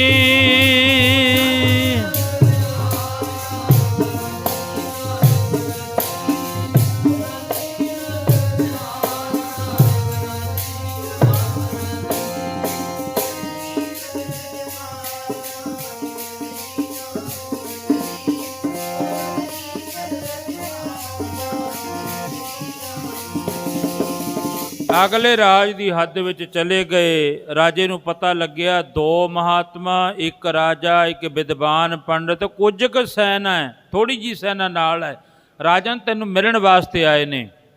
ਰਾਜਾ ਭੱਜ ਕੇ ਆਇਆ, ਆ ਕੇ ਹੱਥ ਬੰਨ੍ਹ ਕੇ ਖੜ ਗਿਆ। ਹੱਥ ਬੰਨ੍ਹ ਕੇ ਰਾਜੇ ਨੇ ਆਖਿਆ, ਆਓ ਮਹਾਤਮਾ ਜੀ, ਮੇਰੇ ਵੱਡੇ ਭਾਗ ਅੱਜ ਰੱਬ ਦੇ ਪਿਆਰਿਆਂ ਦੇ ਦਰਸ਼ਨ ਹੋ ਗਏ। ਮੇਰੇ ਵੱਡੇ ਭਾਗ, ਮੇਰੇ ਘਰ ਚੱਲ ਕੇ ਮਹਾਤਮਾ ਆਏ ਨੇ, ਇਦੋਂ ਵੱਡੇ ਭਾਗ ਹੋਰ ਕਿਹਦੇ ਹੋ ਸਕਦੇ ਨੇ। ਪੁੱਛਿਆ, ਮਹਾਤਮਾ ਨੇ ਪੁੱਛਿਆ, ਦੋਨਾਂ ਨੇ। ਕਹਿਣ ਲੱਗੇ ਤੇਰੇ ਘਰ ਕੋਈ ਬੱਚਾ ਪੈਦਾ ਹੋਇਆ? ਕਹਿੰਦੇ ਜੀ ਛੋਟੀ ਜੀ ਲਟਕੀ ਹੈ, ਘੰਟੇ 2 ਘੰਟਿਆਂ ਦੀ ਹੈ, ਬਸ ਹੁਣੀ ਪੈਦਾ ਹੋਈ ਹੈ। ਮਹਾਤਮਾ ਕਹਿਣ ਲੱਗੇ ਛੇਤੀ ਲਿਆ ਚੱਕ ਕੇ ਉਸ ਲਟਕੀ ਨੂੰ, ਬਸਤਰਾਂ ਵਿੱਚ ਲਪੇਟ ਕੇ ਛੇਤੀ ਦੇਣੇ ਉਸ ਬੱਚੀ ਨੂੰ ਚੱਕ ਕੇ ਲੈ ਕੇ ਆ। ਉਹ ਰਾਜੇ ਨੇ ਆਖਿਆ ਮਹਾਤਮਾ ਜੀ ਉਹ ਤਾਂ ਹਜੇ ਵਿਚਾਰੀ ਘੰਟੇ 2 ਘੰਟਿਆਂ ਦੀ ਹੈ, ਉਹਨੇ ਕੀ ਬੋਲਣਾ ਹੈ, ਕੀ ਤੁਹਾਨੂੰ ਦੱਸਣਾ, ਤੁਸੀਂ ਮੈਨੂੰ ਦੱਸੋ ਕੀ ਹੁਕਮ ਹੈ। ਭੋਜਨ ਪਾਣੀ ਵਸਤਰਾਂ ਦੀ ਸਾਰੇ ਕਾਸੇ ਦੀ ਮੈਂ ਪ੍ਰਬੰਧ ਕਰ ਦਿੰਦਾ ਹੁਣੇ ਹੀ, ਦੱਸੋ ਤੁਹਾਨੂੰ ਕਿਹੜੀ ਚੀਜ਼ ਦੀ ਲੋੜ ਹੈ। ਮਹਾਤਮਾ ਕਹਿਣ ਲੱਗੇ ਨਹੀਂ ਰਾਜਨ, ਅਸੀਂ ਤਾਂ ਜਿਹੜੀਆਂ 2 ਗੱਲਾਂ ਉਸ ਬੱਚੀ ਨਾਲ ਹੀ ਕਰਨੀਆਂ, ਲਟਕੀ ਨਾਲ ਹੀ ਕਰਨੀਆਂ। ਲਿਆ ਛੇਤੀ ਬੈੱਡ ਲਾ ਦਿੱਤਾ, ਵਸਤਰਾਂ ਵਿੱਚ ਲਪੇਟ ਕੇ ਉਹ ਬੱਚੀ ਲਿਆਂਦੀ ਗਈ, ਲਿਆ ਕੇ ਉਸ ਬੈੱਡ ਉੱਤੇ ਪਾਤੀ। ਦੋਨੋਂ ਮਹਾਤਮਾ ਇੱਕ ਰਾਜਾ ਚਰਨਾਂ ਵਾਲੇ ਪਾਸੇ ਖੜ ਗਏ, ਛੋਟੀ ਬੱਚੀ ਦੇ ਪੈਰਾਂ ਵਾਲੇ ਇੱਕ ਪਾਸੇ ਖੜ ਕੇ ਉਹ ਮਹਾਤਮਾ ਨੇ ਆਖਿਆ ਹੈ ਬੱਚੀ ਬੇਟਾ ਆ ਰਾਜਾ ਆਇਆ ਸਾਡੇ ਨਾਲ, ਇਹ ਪੁੱਛਦਾ ਹੈ ਵੀ ਮੈਂ ਕਿੱਡੇ ਕੁ ਵੱਡੇ ਪੁੰਨ ਕਰਮ ਕੀਤੇ ਨੇ ਜਿਸ ਕਰਕੇ ਮੈਨੂੰ ਮਨੁੱਖਾ ਦੇਹੀ ਮਿਲੀ ਹੈ। ਉਹ ਛੋਟੀ ਜੀ ਬੱਚੀ ਬੋਲੀ, ਇਹ ਵੀ ਗੁਰੂ ਗ੍ਰੰਥ ਸਾਹਿਬ ਮਹਾਰਾਜ ਵਿੱਚ ਲਿਖਿਆ, ਪਿੰਗਲ ਪਰਬਤ ਪਾਰ ਪਰੇ ਖਲ, ਚਤਰ ਬਕੀਤਾ ਅੰਦਲੇ ਤਿਰ ਭਵਨ ਸੂਝਿਆ, ਗੁਰ ਭੇਟ ਪਨੀਤਾ। ਗੁਰੂ ਜੀ ਕਹਿੰਦੇ ਨੇ ਸੁਣ ਲੋ ਮੇਰੇ ਮੀਤਾ ਮਹਿਮਾ ਸਤਸੰਗ ਦੀ, ਸੁਣ ਲੋ ਮੇਰੇ ਮੀਤਾ ਮਹਿਮਾ ਸਤਸੰਗ ਦੀ।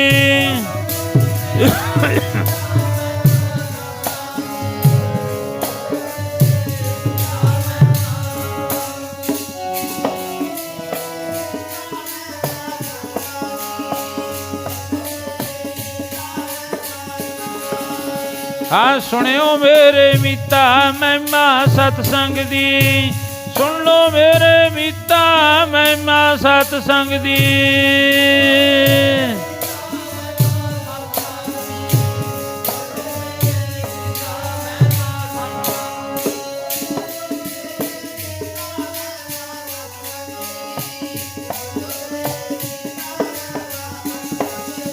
ਪਿੰਗਲ ਪਰਬਤ ਪਾਰ ਪਰੇ, ਖਲ ਨਾਮ ਮੂਰਖ ਦਾ ਹੈ, ਮੂਰਖ ਨੂੰ ਖਲ ਕਹਿੰਦੇ ਨੇ। ਖਲ ਚਤਰ ਬਕੀਤਾ ਕਹਿੰਦੇ ਜੇ ਮੂਰਖ ਦੇ ਸਿਰ ਤੇ ਪਰਮਾਤਮਾ ਹੱਥ ਦੇ ਰੱਖ ਦੇਵੇ ਨਾ, ਚਤਰ ਬਣਾ ਦਿੰਦੇ ਨੇ ਉਹਨੂੰ, ਵੱਡਾ ਵਿਦਵਾਨ ਬਣਾ ਦਿੰਦੇ ਜੇ ਪਰਮਾਤਮਾ ਸਿਰ ਤੇ ਹੱਥ ਰੱਖ ਦੇਵੇ। ਮਹਾਤਮਾ ਬੋਲੇ ਬੱਚੀ ਦੱਸ ਆ ਰਾਜਾ ਆਇਆ, ਇਹ ਪੁੱਛਦਾ ਹੈ ਕਿੱਡੇ ਕੁ ਵੱਡੇ ਪੁੰਨ ਕਰਮ ਕੀਤੇ ਨੇ ਜਿਸ ਕਰਕੇ ਸਾਨੂੰ ਮਨੁੱਖਾ ਦੇਹੀ ਪ੍ਰਾਪਤ ਹੋਈ ਹੈ। ਬੱਚੀ ਬੋਲੀ, 2 ਘੰਟਿਆਂ ਦੀ ਬੱਚੀ ਬੋਲ ਪਈ, ਕਹਿਣ ਲੱਗੀ ਮਹਾਤਮਾ ਜੀ ਮੇਰੇ ਕੋਲੇ ਵੀ ਸਮਾਂ ਥੋੜਾ ਹੈ, ਮੇਰੇ 2-4 ਸਵਾਲ ਨੇ, ਫਟਾਫਟ ਸੁਣ ਲਓ ਤੁਸੀਂ। ਰਾਜਨ ਇੱਕ ਤੂੰ ਤੇ ਇੱਕ ਮੈਂ, ਦੋਨੋਂ ਮਹਾਤਮਾ ਆਪਾਂ 4 ਭਰਾ ਹਾਂ ਸਕੇ। ਰਾਜਾ ਦੇਖ ਕੇ ਹੈਰਾਨ ਹੋ ਗਿਆ, ਛੋਟੀ ਜੀ ਬੱਚੀ ਕਹਿੰਦੀ ਮੇਰਾ ਭਰਾ ਹੈ ਤੂੰ। ਰਾਜਨ ਤੂੰ ਤੇ ਮੈਂ ਦੋਨੋਂ ਮਹਾਤਮਾ ਆਪਾਂ ਜੰਗਲ ਵਿੱਚ ਬੈਠੇ ਤਪ ਕਰਦੇ ਸੀ, ਪਰਮਾਤਮਾ ਦੀ ਬੰਦਗੀ ਕਰਦੇ ਸੀ।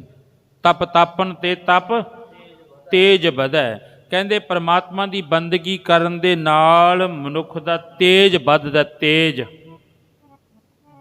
ਬਰਕਤਾਂ ਆਉਂਦੀਆਂ ਨੇ। ਜੋ ਜਨ ਤੁਮਰੀ ਭਗਤ ਕਰਨ ਤੇ ਤਿਨ ਕੇ ਕਾਜ ਸਵਾਰਤਾ, ਦਾਤਾ ਉਹਨਾਂ ਦੇ ਕਾਜ ਸਵਾਰਦਾ ਜਿਹੜਾ ਰੱਬ ਦੀ ਬੰਦਗੀ ਕਰਦਾ ਹੈ।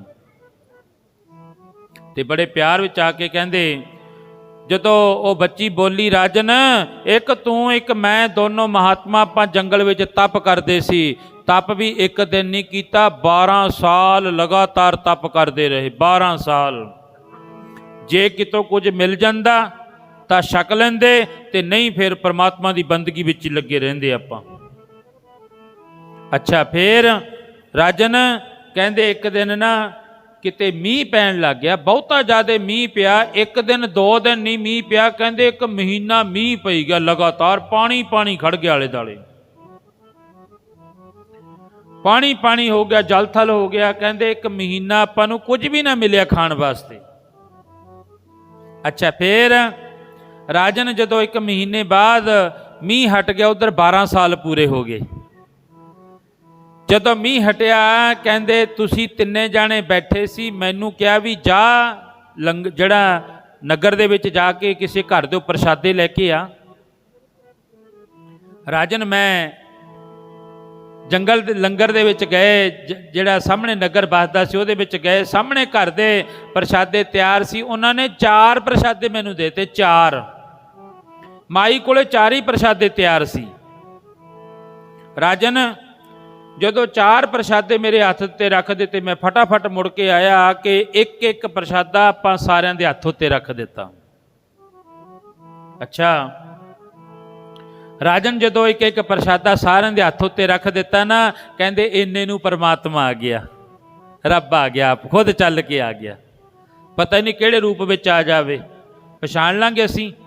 ਜੇ ਕੋਈ ਸਾਡੇ ਬਾਹਰ ਦੇ ਅੱਗੇ ਆ ਕੇ ਟੱਲੀ ਵਜਾ ਦੇ, ਘੰਟੀ ਜੀ ਜਿਹੜੀ ਲੱਗੀ ਹੁੰਦੀ ਹੈ, ਬਈ ਮੈਨੂੰ ਕੋਈ ਭੋਜਨ ਦੇ ਦਿਓ, ਭੁੱਖ ਬੜੀ ਲੱਗੀ ਹੈ, ਸੱਚ ਜਾਣਿਓ ਆਪਣੇ ਹਿਰਦੇ ਉੱਤੇ ਹੱਥ ਰੱਖ ਕੇ ਦੱਸੋ ਬਈ ਤੁਸੀਂ ਰੋਟੀ ਦਿਓਗੇ ਜਾਂ ਗਾਲਾਂ ਕੱਢ ਕੇ ਮੋੜੋਗੇ? ਬੋਲੋ ਸਤਨਾਮ।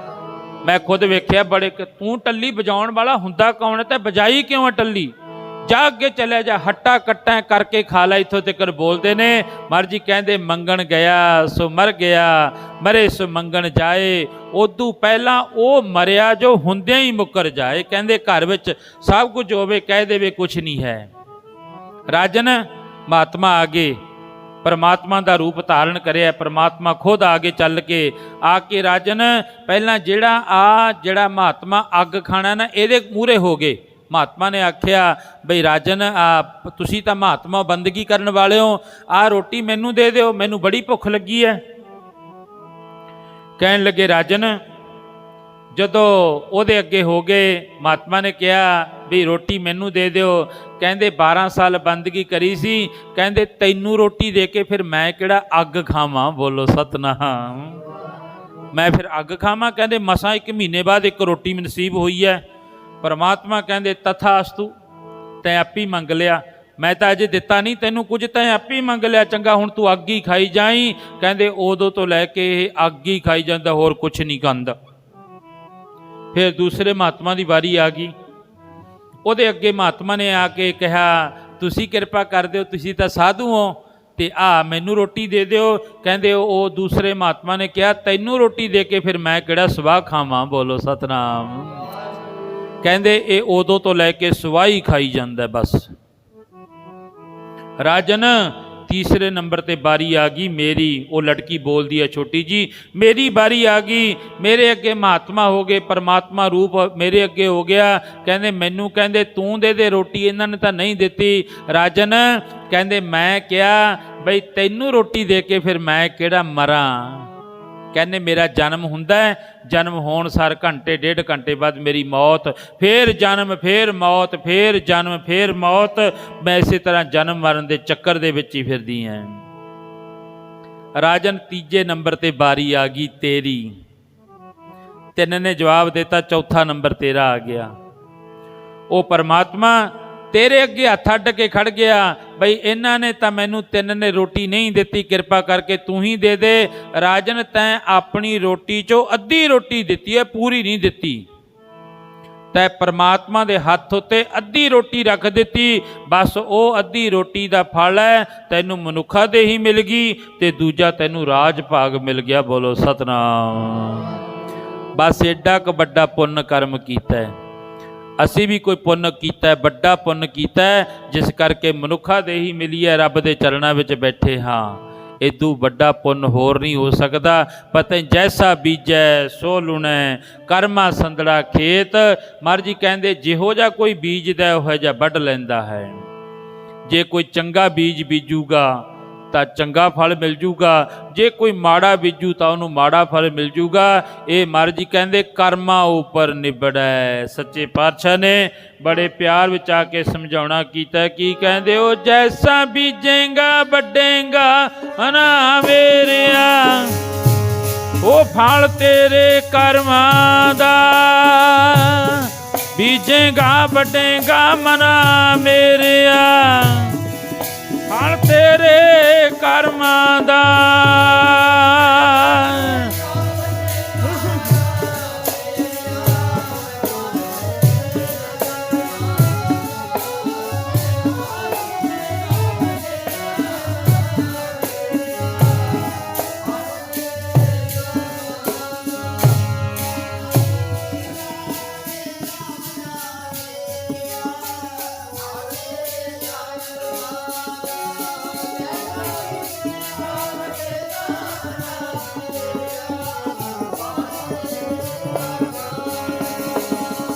ਜੈਸਾ ਬੀਜੈ ਸੋ ਲੁਣੈ ਕਰਮਾ ਸੰਦੜਾ ਖੇਤ। ਇਸ ਕਰਕੇ ਇਹ ਵੱਡੇ ਕਰਮ ਨੇ ਜਿਸ ਕਰਕੇ ਮਨੁੱਖਾ ਦੇਹੀ ਮਿਲੀ ਹੈ। ਬਜ਼ੁਰਗ ਬਾਪੂ ਜੀ ਭਾਈ ਮਹਿੰਦਰ ਸਿੰਘ ਜੀ ਨੂੰ ਜਿੰਨਾ ਕੁ ਸਮਾਂ ਪਰਮਾਤਮਾ ਨੇ ਬਖਸ਼ਿਸ਼ ਕੀਤਾ ਸੀ, ਚਲੋ ਆਪਣੀ ਉਮਰ ਭੋਗ ਕੇ ਗਏ ਨੇ, ਨਹੀਂ ਤਾਂ ਅੱਜ 10 15 20 ਸਾਲ 25 30 ਸਾਲ ਦੇ ਨੌਜਵਾਨ ਸਾਡਿਆਂ ਦੇ ਨਾ ਉਹ ਲੱਗੇ ਟੀਕੇ ਐਂ ਬਾਹਾਂ ਦੇ ਵਿੱਚ ਹੀ ਰਹਿ ਜਾਂਦੇ ਨੇ, ਰੂੜੀਆਂ 'ਤੇ ਪਏ ਹੁੰਦੇ ਨੇ। ਅੱਜ ਸਾਡੀ ਜਵਾਨੀ ਕਿੱਧਰ ਨੂੰ ਜਾ ਰਹੀ ਹੈ? ਬੋਲੋ ਸਤਨਾਮ। ਆਉਣ ਵਾਲਾ ਸਮਾਂ ਇਦੋਂ ਵੀ ਬੜਾ ਭਿਆਨਕ ਆ ਰਿਹਾ ਹੈ। ਜਿਵੇਂ ਪਹਿਲਾਂ 84 ਤੋਂ ਬਾਅਦ 30 ਸਾਲ ਤੱਕ ਸਾਡੇ ਨੌਜਵਾਨ ਬੱਚਿਆਂ ਦੇ ਸਿਰ 'ਤੇ ਸ਼ੇਰੇ ਨਹੀਂ ਬੰਨੇ, ਅੱਜ ਵੀ ਇਹੀ ਸਮਾਂ ਰਿਹਾ, ਅੱਗੇ ਭਿਆਨਕ ਸਮਾਂ ਰਿਹਾ ਹੈ। ਅੱਜ ਸਾਡੇ ਨੌਜਵਾਨ ਨਸ਼ਿਆਂ ਦੀ ਦਲਦਲ ਦੇ ਵਿੱਚ ਫਸ ਰਹੇ ਨੇ। ਇਹ ਲੋਕ ਬੜੇ ਕਹਿੰਦੇ ਨੇ ਏਜੰਸੀਆਂ ਦਾ ਕਸੂਰ ਹੈ, ਸਰਕਾਰਾਂ ਦੀਆਂ ਚਾਲਾਂ ਨੇ। ਨਹੀਂ, ਦੁਕਾਨਦਾਰ ਨੇ ਸੌਦਾ ਲਿਆ ਕੇ ਰੱਖਣਾ ਆਪਣੀ ਦੁਕਾਨ ਦੇ ਉੱਤੇ, ਖਰੀਦਣਾ ਅਸੀਂ ਹੈ। ਅਸੀਂ ਦੇਖਣਾ ਵੀ ਅਸੀਂ ਜ਼ਹਿਰ ਖਰੀਦਣੀ ਹੈ ਜਾਂ ਮਿੱਠਾ ਖਰੀਦਣਾ ਹੈ। ਬੋਲੋ ਸਤਨਾਮ। ਜਿੱਥੇ ਦੁਕਾਨਾਂ 'ਤੇ ਚੰਗੀਆਂ ਚੀਜ਼ਾਂ ਪਈਆਂ ਉੱਥੇ ਸਲਵਾਸ ਦੀਆਂ ਗੋਲੀਆਂ ਵੀ ਪਈਆਂ ਨੇ, ਉਹ ਕਿਉਂ ਨਹੀਂ ਖਰੀਦ ਕੇ ਖਾਂਦਾ ਕੋਈ? ਪਤਾ ਹੈ। ਪਰ ਆਹ ਭਿਆਨਕ ਨਸ਼ਾ ਜਿਹੜਾ ਸਾਡੇ ਅੱਜ ਪੰਜਾਬ ਦੀ ਧਰਤੀ ਦੇ ਉੱਤੇ ਆ ਰਿਹਾ ਹੈ, ਇਹ ਖਤਰੇ ਦੀ ਘੰਟੀ ਹੈ, ਸਭ ਤੋਂ ਵੱਡੀ ਖਤਰੇ ਦੀ ਘੰਟੀ ਹੈ। ਇਸ ਕਰਕੇ ਸਤਿਗੁਰੂ ਜੀ ਕਿਰਪਾ ਕਰੇ, ਅਰਦਾਸਾਂ ਬੇਨਤੀਆਂ ਕਰਿਓ ਮਹਾਰਾਜ ਇਸ ਨਸ਼ੇ ਦੀ ਦਲਦਲ ਦੇ ਵਿੱਚੋਂ ਜਿਹੜਾ ਨਾ ਇਹ ਸਾਡੇ ਨੌਜਵਾਨ ਅੱਜ ਦੇ ਬਚ ਰਹਿਣ। ਇਹ ਅਰਦਾਸਾਂ ਬੇਨਤੀਆਂ ਦੇ ਨਾਲ ਹੀ ਹੋ ਸਕਦਾ। ਇਸ ਕਰਕੇ ਆਓ ਜਿਤਨਾ ਕੁ ਸਮਾਂ ਬਖਸ਼ਿਸ਼ ਕੀਤਾ ਸੀ ਉਸ ਸਮੇਂ ਨੂੰ ਸੰਪੂਰਨ ਕਰਦੇ ਹਾਂ। ਭਾਈ ਮਹਿੰਦਰ ਸਿੰਘ ਜੀ, ਜਿਤਨੇ ਵੀ ਉਹਨਾਂ ਦੇ ਸਪੁੱਤਰ ਨੇ, ਭਾਈ ਕੁਲਦੀਪ ਸਿੰਘ ਜੀ, ਭਾਈ ਗੁਰਪ੍ਰੀਤ ਸਿੰਘ ਜੀ, ਭਾਈ ਸੁਰਜੀਤ ਸਿੰਘ ਜੀ, ਸਵਰਗਵਾਸੀ ਭਾਈ ਪਰਮਜੀਤ ਸਿੰਘ ਜੀ, ਜਵਾਈ ਬਾਬਾ ਜੀ ਦੇ। ਇਸ ਕਰਕੇ ਸਾਰਿਆਂ ਨੇ ਰਲ ਮਿਲ ਕੇ ਇਹ ਫਰਜ਼ ਬਣਦਾ ਹੈ, ਸਾਡਾ ਫਰਜ਼ ਹੈ। ਕਈ ਮੈਨੂੰ ਕਹਿਣਗੇ ਬਈ ਧੀਆਂ ਪੁੱਤਰਾਂ ਦਾ ਤੁਸੀਂ ਆ ਮਾੜਾ ਜਿਹਾ ਧੰਨਵਾਦ ਕਰ ਦਿਓ ਜੀ। ਮੈਂ ਆਖਿਆ ਨਹੀਂ, ਇਹ ਨਹੀਂ ਕਰਦੇ ਅਸੀਂ। ਬੋਲੋ ਸਤਨਾਮ। ਮੈਨੂੰ ਇੱਕ ਨੇ ਪੁੱਛਿਆ, ਕਹਿੰਦਾ ਕਿਉਂ ਨਹੀਂ ਕਰਦਾ? ਮੈਂ ਆਖਿਆ ਇਹ ਤਾਂ ਫਰਜ਼ ਹੈ, ਧੀਆਂ ਪੁੱਤਰਾਂ ਦਾ ਇਹ ਫਰਜ਼ ਹੈ, ਉਹਨਾਂ ਨੇ ਕਰਨਾ ਹੈ। ਕਿਉਂਕਿ ਸਾਨੂੰ ਸਾਡੇ ਬਜ਼ੁਰਗਾਂ ਨੇ ਜਨਮ ਦਿੱਤਾ ਹੈ, ਜਨਮ ਦੇ ਕੇ ਸਭ ਕੁਝ ਬਣਾਇਆ ਸਾਡਾ ਇਹ ਤਾਂ ਫਰਜ਼ ਹੈ। ਧੰਨਵਾਦ ਕਰੋ ਜਿਹੜੀ ਸੰਗਤ ਆਈ ਹੈ। ਬੋਲੋ ਸਤਨਾਮ। ਜਿਨ੍ਹਾਂ ਨੇ ਆ ਕੇ ਹਾਂ ਦਾ ਨਾਰਾ ਮਾਰਿਆ, ਧੰਨਵਾਦ ਉਹਨਾਂ ਦਾ ਕਰੋ। ਇਸ ਕਰਕੇ ਚਲੋ ਪਰਿਵਾਰ ਦਾ ਧੰਨਵਾਦ ਹੈ। ਆਓ ਧੰਨ ਬਾਬਾ ਫਰੀਦ ਜੀ ਮਹਾਰਾਜ 36 ਸਾਲ ਦੀ ਬੰਦਗੀ ਕਰਕੇ ਆਪਣੇ ਘਰ ਆਏ। ਆਉਂਦਿਆਂ ਨੂੰ ਨਾ ਮਾਂ ਹੈ ਨਾ ਪਿਤਾ, ਦੋਨੋਂ ਬਿਸਤਾਂ ਨੂੰ ਚਲੇ ਗਏ। ਬਾਬਾ ਫਰੀਦ ਜੀ ਆਪਣੇ ਵਿਹੜੇ ਵਿੱਚ ਬੜੇ, ਘਰ ਵਿੱਚ ਬੜੇ। ਬਾਬਾ ਜੀ ਦੀ ਮਾਂ, ਉਹਦੀ ਮੰਜੀ ਵੀ ਖਾਲੀ ਹੈ, ਪਿਤਾ ਦੀ ਮੰਜੀ ਵੀ ਖਾਲੀ ਹੈ। ਧੰਨ ਬਾਬਾ ਫਰੀਦ ਜੀ ਇਸ ਤਰ੍ਹਾਂ ਕੰਧ ਨਾਲ ਸਿਰ ਲਾ ਕੇ ਉੱਚੀ ਉੱਚੀ ਰੋਣ ਲੱਗ ਪਏ। ਇੱਕ ਮਾਂ ਭੱਜ ਕੇ ਸਾਹਮਣੋਂ ਆਈ, ਆ ਕੇ ਪੁੱਛਦੀ ਆ, ਫਰੀਦਾ ਕੀ ਵੇਖਦਾ ਹੈ? ਮੈਂ ਆਪਣੀ ਮਾਂ ਤੇ ਆਪਣੇ ਬਾਪ ਨੂੰ ਵੇਖਦਾ। ਕਿੱਧਰ ਗਏ? ਉਸ ਮਾਂ ਨੇ ਆਖਿਆ, ਫਰੀਦਾ ਤੇਰੀ ਮਾਂ ਤੇ ਤੇਰਾ ਬਾਪ ਉੱਥੇ ਚਲੇ ਗਏ ਜਿੱਥੋਂ ਅੱਜ ਤੱਕ ਕੋਈ ਮੁੜ ਕੇ ਵਾਪਸ ਨਹੀਂ ਆਇਆ। ਬਾਬਾ ਫਰੀਦ ਜੀ ਥੱਲੇ ਬੈਠ ਗਏ, ਸ਼ਲੋਕ ਉਚਾਰਨ ਕਰਿਆ, ਫਰੀਦਾ ਕਿੱਥੇ ਤੈਂਡੇ ਮਾਪਿਆਂ, ਜਿਨੀ ਤੂੰ ਜਣੋਏ ਤੈ ਪਾਸੋਂ ਲੱਦ ਗਏ ਤੂੰ ਅਜੇ ਨਾ ਪਤੀਨ। ਓਏ ਤੇਰੀ ਮਾਂ ਚਲੀ ਗਈ, ਤੇਰਾ ਪਿਓ ਚਲਿਆ ਗਿਆ। ਹਾਂ ਫਰੀਦਾ ਚਲੇ ਗਏ, ਹੁਣ ਨਹੀਂ ਮਿਲਦੇ ਹੈ। ਹਰ ਇੱਕ ਚੀਜ਼ ਮਿਲ ਜੂ ਤੁਹਾਨੂੰ, ਧਨ ਪਦਾਰਥ ਨਾਲ ਹਰ ਇੱਕ ਚੀਜ਼ ਖਰੀਦ ਸਕਦੇ ਹੋ, ਪਰ ਇੱਕ ਮਾਪੇ ਨਹੀਂ ਖਰੀਦੇ ਜਾਂਦੇ। ਮਹਿੰਗੀ ਤੋਂ ਮਹਿੰਗੀ ਚੀਜ਼ ਖਰੀਦ ਲਾਂਗੇ ਇੱਥੋਂ ਧਨੌਲੇ ਦੇ ਵਿੱਚੋਂ, ਅੱਗੇ ਬਰਨਾਲੇ ਲੁਧਿਆਣੇ ਚਲੇ ਜਾਵਾਂਗੇ, ਇੱਥੋਂ ਨਾ ਮਿਲੀ, ਦਿੱਲੀ ਚਲੇ ਜਾਵਾਂਗੇ, ਉੱਥੋਂ ਨਾ ਮਿਲੀ, ਇੰਗਲੈਂਡ ਅਮਰੀਕਾ ਕੈਨੇਡਾ ਚੋਂ ਲਿਆਵਾਂਗੇ। ਪਰ ਮਾਂ ਬਾਪ ਨਾ ਇੰਗਲੈਂਡ ਨਾ ਕੈਨੇਡਾ ਨਾ ਅਮਰੀਕਾ ਕਿਤੋਂ ਨਹੀਂ ਮਿਲਣੇ। ਜਦੋਂ ਇੱਕ ਵਾਰੀ ਚਲੇ ਗਏ ਤੇ ਬੜੀਆਂ ਦੋ ਸੁੰਦਰ ਲਾਈਨਾਂ ਲਿਖਿਆ, ਉਹ ਮੈਂ ਪੜ੍ਹ ਕੇ ਸਮਾਪਤੀ ਕਰਾਂ। ਪਿਆਰ ਦੇ ਵਿੱਚ ਬੋਲਿਓ ਸਾਰੇ। ਉਹ ਕੀ ਕਹਿੰਦੇ ਨੇ ਜੀ? ਕਿਤੇ ਹੱਟੀਆਂ ਮੁੱਲ ਨਹੀਂ ਮਿਲਦੇ, ਹੱਟੀ ਦੁਕਾਨ। ਵੀ ਜੇ ਕੋਈ ਕਹੇ ਮੇਰੇ ਕੋਲ ਪੈਸਾ ਬਹੁਤ ਆ, ਮੈਂ ਤਾਂ ਟਰੱਕਾਂ ਦੇ ਟਰੱਕ ਭਰ ਕੇ ਉੱਥੇ ਰੋੜ ਦੂੰਗਾ, ਵੀ ਮੈਨੂੰ ਮਾਂ ਦੇ ਦਿਓ। ਮੈਂ 5-10 ਟਰੱਕ ਜਿਹੜੇ ਡਾਲਰਾਂ ਦੇ ਭਰ ਕੇ ਦੇ ਦੂੰ, ਮੇਰੀ ਮਾਂ ਦੇ, ਮੇਰਾ ਪਿਤਾ ਮੋੜ ਦਿਓ ਮੈਨੂੰ। ਉਹ ਕਹਿਣਗੇ ਨਹੀਂ ਮਿਲਦੇ, ਹੁਣ ਨਹੀਂ ਮਿਲਦੇ ਹੈ। ਹੁਣ ਤਾਂ ਜਦੋਂ ਇੱਕ ਵਾਰੀ ਚਲੇ ਗਏ, ਹੁਣ ਤਾਂ ਉਹਨਾਂ ਦੀ ਆ ਫੋਟੋ ਹੀ ਵੇਖ ਕੇ ਬਸ ਤੇਰਾ ਟਾਈਮ ਪਾਸ ਹੋਊਗਾ, ਪਰ ਹੁਣ ਤੈਨੂੰ ਮਿਲਦੇ ਨਹੀਂ। ਕੀ ਕਹਿੰਦੇ ਨੇ? ਪਿਆਰ ਦੇ ਵਿੱਚ ਆ ਕੇ ਬੋਲਿਓ ਜੀ। ਕਿਤੇ ਹੱਟੀਆਂ ਮੁੱਲ ਨਹੀਂ ਮਿਲਦੇ ਸੱਜਣਾ ਮਾਪੇ ਓਏ, ਹੱਟੀਆਂ ਮੁੱਲ ਨਹੀਂ ਮਿਲਦੇ ਸੱਜਣਾ ਮਾਪੇ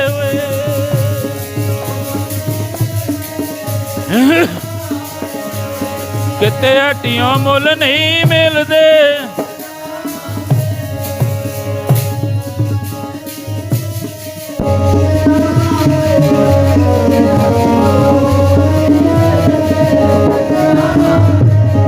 ਕਿਤੇ ਹੱਟੀਆਂ ਮੁੱਲ ਨਹੀਂ ਮਿਲਦੇ ਸੱਜਣਾ ਮਾਪੇ, ਹੱਟੀਆਂ ਮੁੱਲ ਨਹੀਂ ਮਿਲਦੇ ਸੱਜਣਾ ਮਾਪੇ।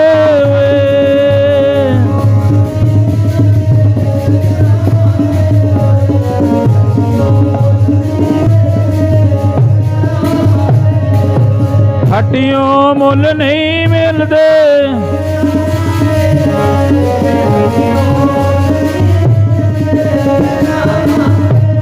ਫਰੀਦਾ ਕਿੱਥੇ ਟੰਡੇ ਮਾਪਿਆਂ, ਉਹ ਤੈਂ ਪਾਸੋਂ ਲੱਥ ਗਏ।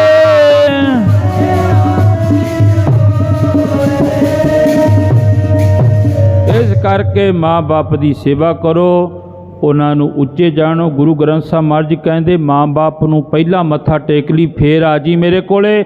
ਜੇ ਤੁਸੀਂ ਗੁਰਦੁਆਰੇ ਨਾ ਜਾਓਗੇ ਨਾ, ਹਰਿਮੰਦਰ ਸਾਹਿਬ ਨਾ ਜਾਓਗੇ, ਤੁਹਾਡੇ ਨਾਲ ਗੁਰੂ ਰਾਮਦਾਸ ਮਹਾਰਾਜ ਜੀ ਨਾਰਾਜ਼ ਨਹੀਂ ਹੁੰਦੇ। ਮੈਂ ਲਿਖ ਕੇ ਕਹਿੰਦਾ ਇਹ ਗੱਲ ਵੀ ਤੁਹਾਨੂੰ ਗੁਰੂ ਰਾਮਦਾਸ ਮਹਾਰਾਜ ਕੁਝ ਨਹੀਂ ਕਹਿੰਦੇ ਵੀ ਤੂੰ ਅੰਮ੍ਰਿਤਸਰ ਦੀ ਧਰਤੀ 'ਤੇ ਨਹੀਂ ਆਇਆ। ਜੇ ਘਰ ਵਿੱਚ ਮਾਂ ਬਾਪ ਬੈਠੇ ਨੇ, ਉਹਨਾਂ ਦੇ ਲੱਤ ਮਾਰ ਕੇ ਅੰਮ੍ਰਿਤਸਰ ਜਾਣਾ ਹੈ ਤਾਂ ਗੁਰੂ ਰਾਮਦਾਸ ਮਹਾਰਾਜ ਜੀ ਗੇਟ ਬੰਦ ਕਰ ਲੈਣਗੇ। ਬੋਲੋ ਸਤਨਾਮ। ਉਹ ਕਹਿਣ ਲੱਗੇ ਚੱਲ ਆਪਣੇ ਘਰੀ ਮੁੜ ਜਾ ਵਾਪਸ। ਜਿਉਂਦੇ ਮਾਂ ਬਾਪ ਦੀ ਸੇਵਾ ਕਰੋ, ਫੇਰ ਹੀ ਸਭ ਤੋਂ ਵੱਡਾ ਫਲ ਹੈ। ਇਸ ਕਰਕੇ ਧੰਨਵਾਦ ਹੈ ਸਮੁੱਚੇ ਪਰਿਵਾਰ ਦਾ। ਉਹ ਸਾਰੇ ਜੁੜਿਓ ਆਨੰਦ ਸਾਹਿਬ ਦੀ ਬਾਣੀ ਵਿੱਚ। ਫੇਰ ਅਰਦਾਸ, ਫਿਰ ਹੁਕਮਨਾਮਾ, ਫਿਰ ਕੜਾ ਪ੍ਰਸ਼ਾਦ ਦੀ ਦੇਗ ਵਰਤਾਈ ਜਾਵੇਗੀ। ਜਿਨ੍ਹਾਂ ਨੇ ਲੰਗਰ ਪਾਣੀ ਨਹੀਂ ਛਕਿਆ ਉਹ ਲੋੜ ਅਨੁਸਾਰ ਗੁਰੂ ਕਾ ਲੰਗਰ ਛਕ ਕੇ ਜਾਣ ਦੀ ਕਿਰਪਾਲਤਾ ਕਰਨੀ। ਸਾਰਿਆਂ ਦੀ ਬਹੁਤ ਬਹੁਤ ਧੰਨਵਾਦ। ਸਭ ਤੋਂ ਵੱਧ ਧੰਨਵਾਦ ਸਾਹਿਬ ਸ੍ਰੀ ਗੁਰੂ ਗ੍ਰੰਥ ਸਾਹਿਬ ਮਹਾਰਾਜ ਜੀ ਦਾ, ਜਿਨ੍ਹਾਂ ਦੇ ਪਾਵਨ ਚਰਨਾਂ ਦੇ ਵਿੱਚ ਆਪਾਂ ਜੁੜ ਕੇ ਹਾਜ਼ਰੀਆਂ ਭਰ ਕੇ ਆਪਣਾ ਜੀਵਨ ਸਫਲ ਬਣਾਇਆ। ਉਹ ਸਾਰੇ ਜੁੜਨ ਦੀ ਕਿਰਪਾਲਤਾ ਕਰਿਓ। ਰਾਮ ਕਲੀ ਮਹੱਲਾ ਤੀਜਾ। ਆਨੰਦ ਇੱਕ ਓੰਕਾਰ ਸਤਿਗੁਰ ਪ੍ਰਸਾਦ। ਆਨੰਦ ਪਾਇਆ ਮੇਰੀ ਮਾਏ, ਸਤਿਗੁਰੂ ਮੈਂ ਪਾਇਆ।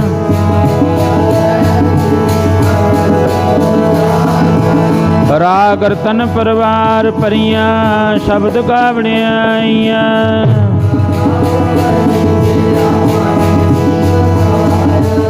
ਕਹਿ ਨਾਨਕ ਨੰਦ ਆ ਸਤਿਗੁਰੂ ਮੈਂ ਪਾਇਆ।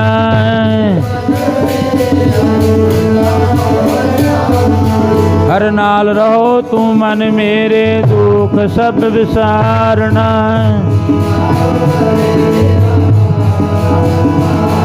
ਸਭਨਾ ਗਲਾਂ ਸਮਰੱਥ ਸੁਆਮੀ, ਸੋ ਕਿਉ ਮਨੋ ਵਿਸਾਰੇ।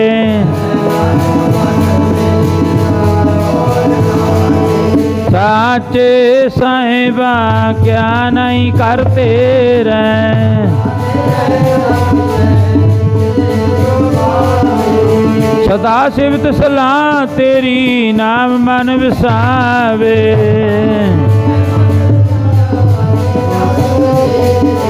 ਕਹਿ ਨਾਨਕ ਸੱਚੇ ਸਾਹਿਬ ਕਿਆ ਨਹੀਂ ਕਰਤੇ ਰਹਿ। ਸਾਚਾ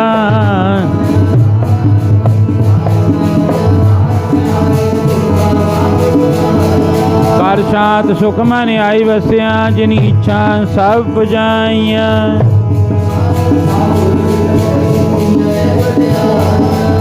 ਕਹਿ ਨਾਨਕ ਸੁਣੋ ਸੰਤੋ ਸ਼ਬਦ ਧਰੋ, ਯਾਰੋ ਸੱਚਾ ਨਾਮ ਮੇਰਾ ਆਧਾਰੋ। ਬਾਜੇ ਪਰਸ ਭਾਗੈ ਸ਼ਬਦ ਬਾਜੇ, ਕਲਾ ਜਿਤ ਕਰਤਾਰੀਆ। ਤੁਧ ਕਰਮ ਪਾਇਆ ਤੁਧ ਜਿਨ ਕੋ ਸੇ ਨਾ ਮਰ ਕਹਿ ਲਾਗੇ। ਆਨੰਦ ਸੁਨੋ ਬਟ ਭਾਗੀਓ, ਸਗਲ ਮਨੋਰਥ ਪੂਰੇ।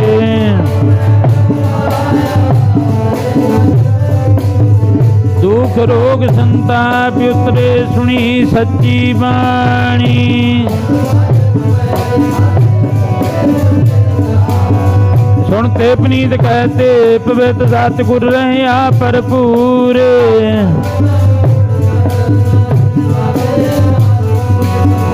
पावन गुरु पानी पिता माता तरत महत।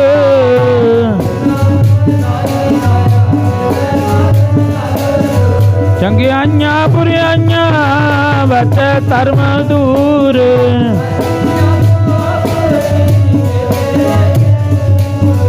जिनी नाम ध्याया गए मसकत काल।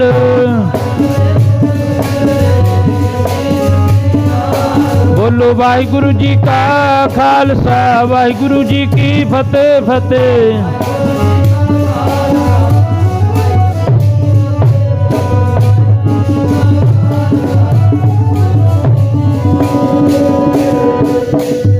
वाहिगुरु जी का खालसा वाहिगुरु जी की। तू ठाकुर तुम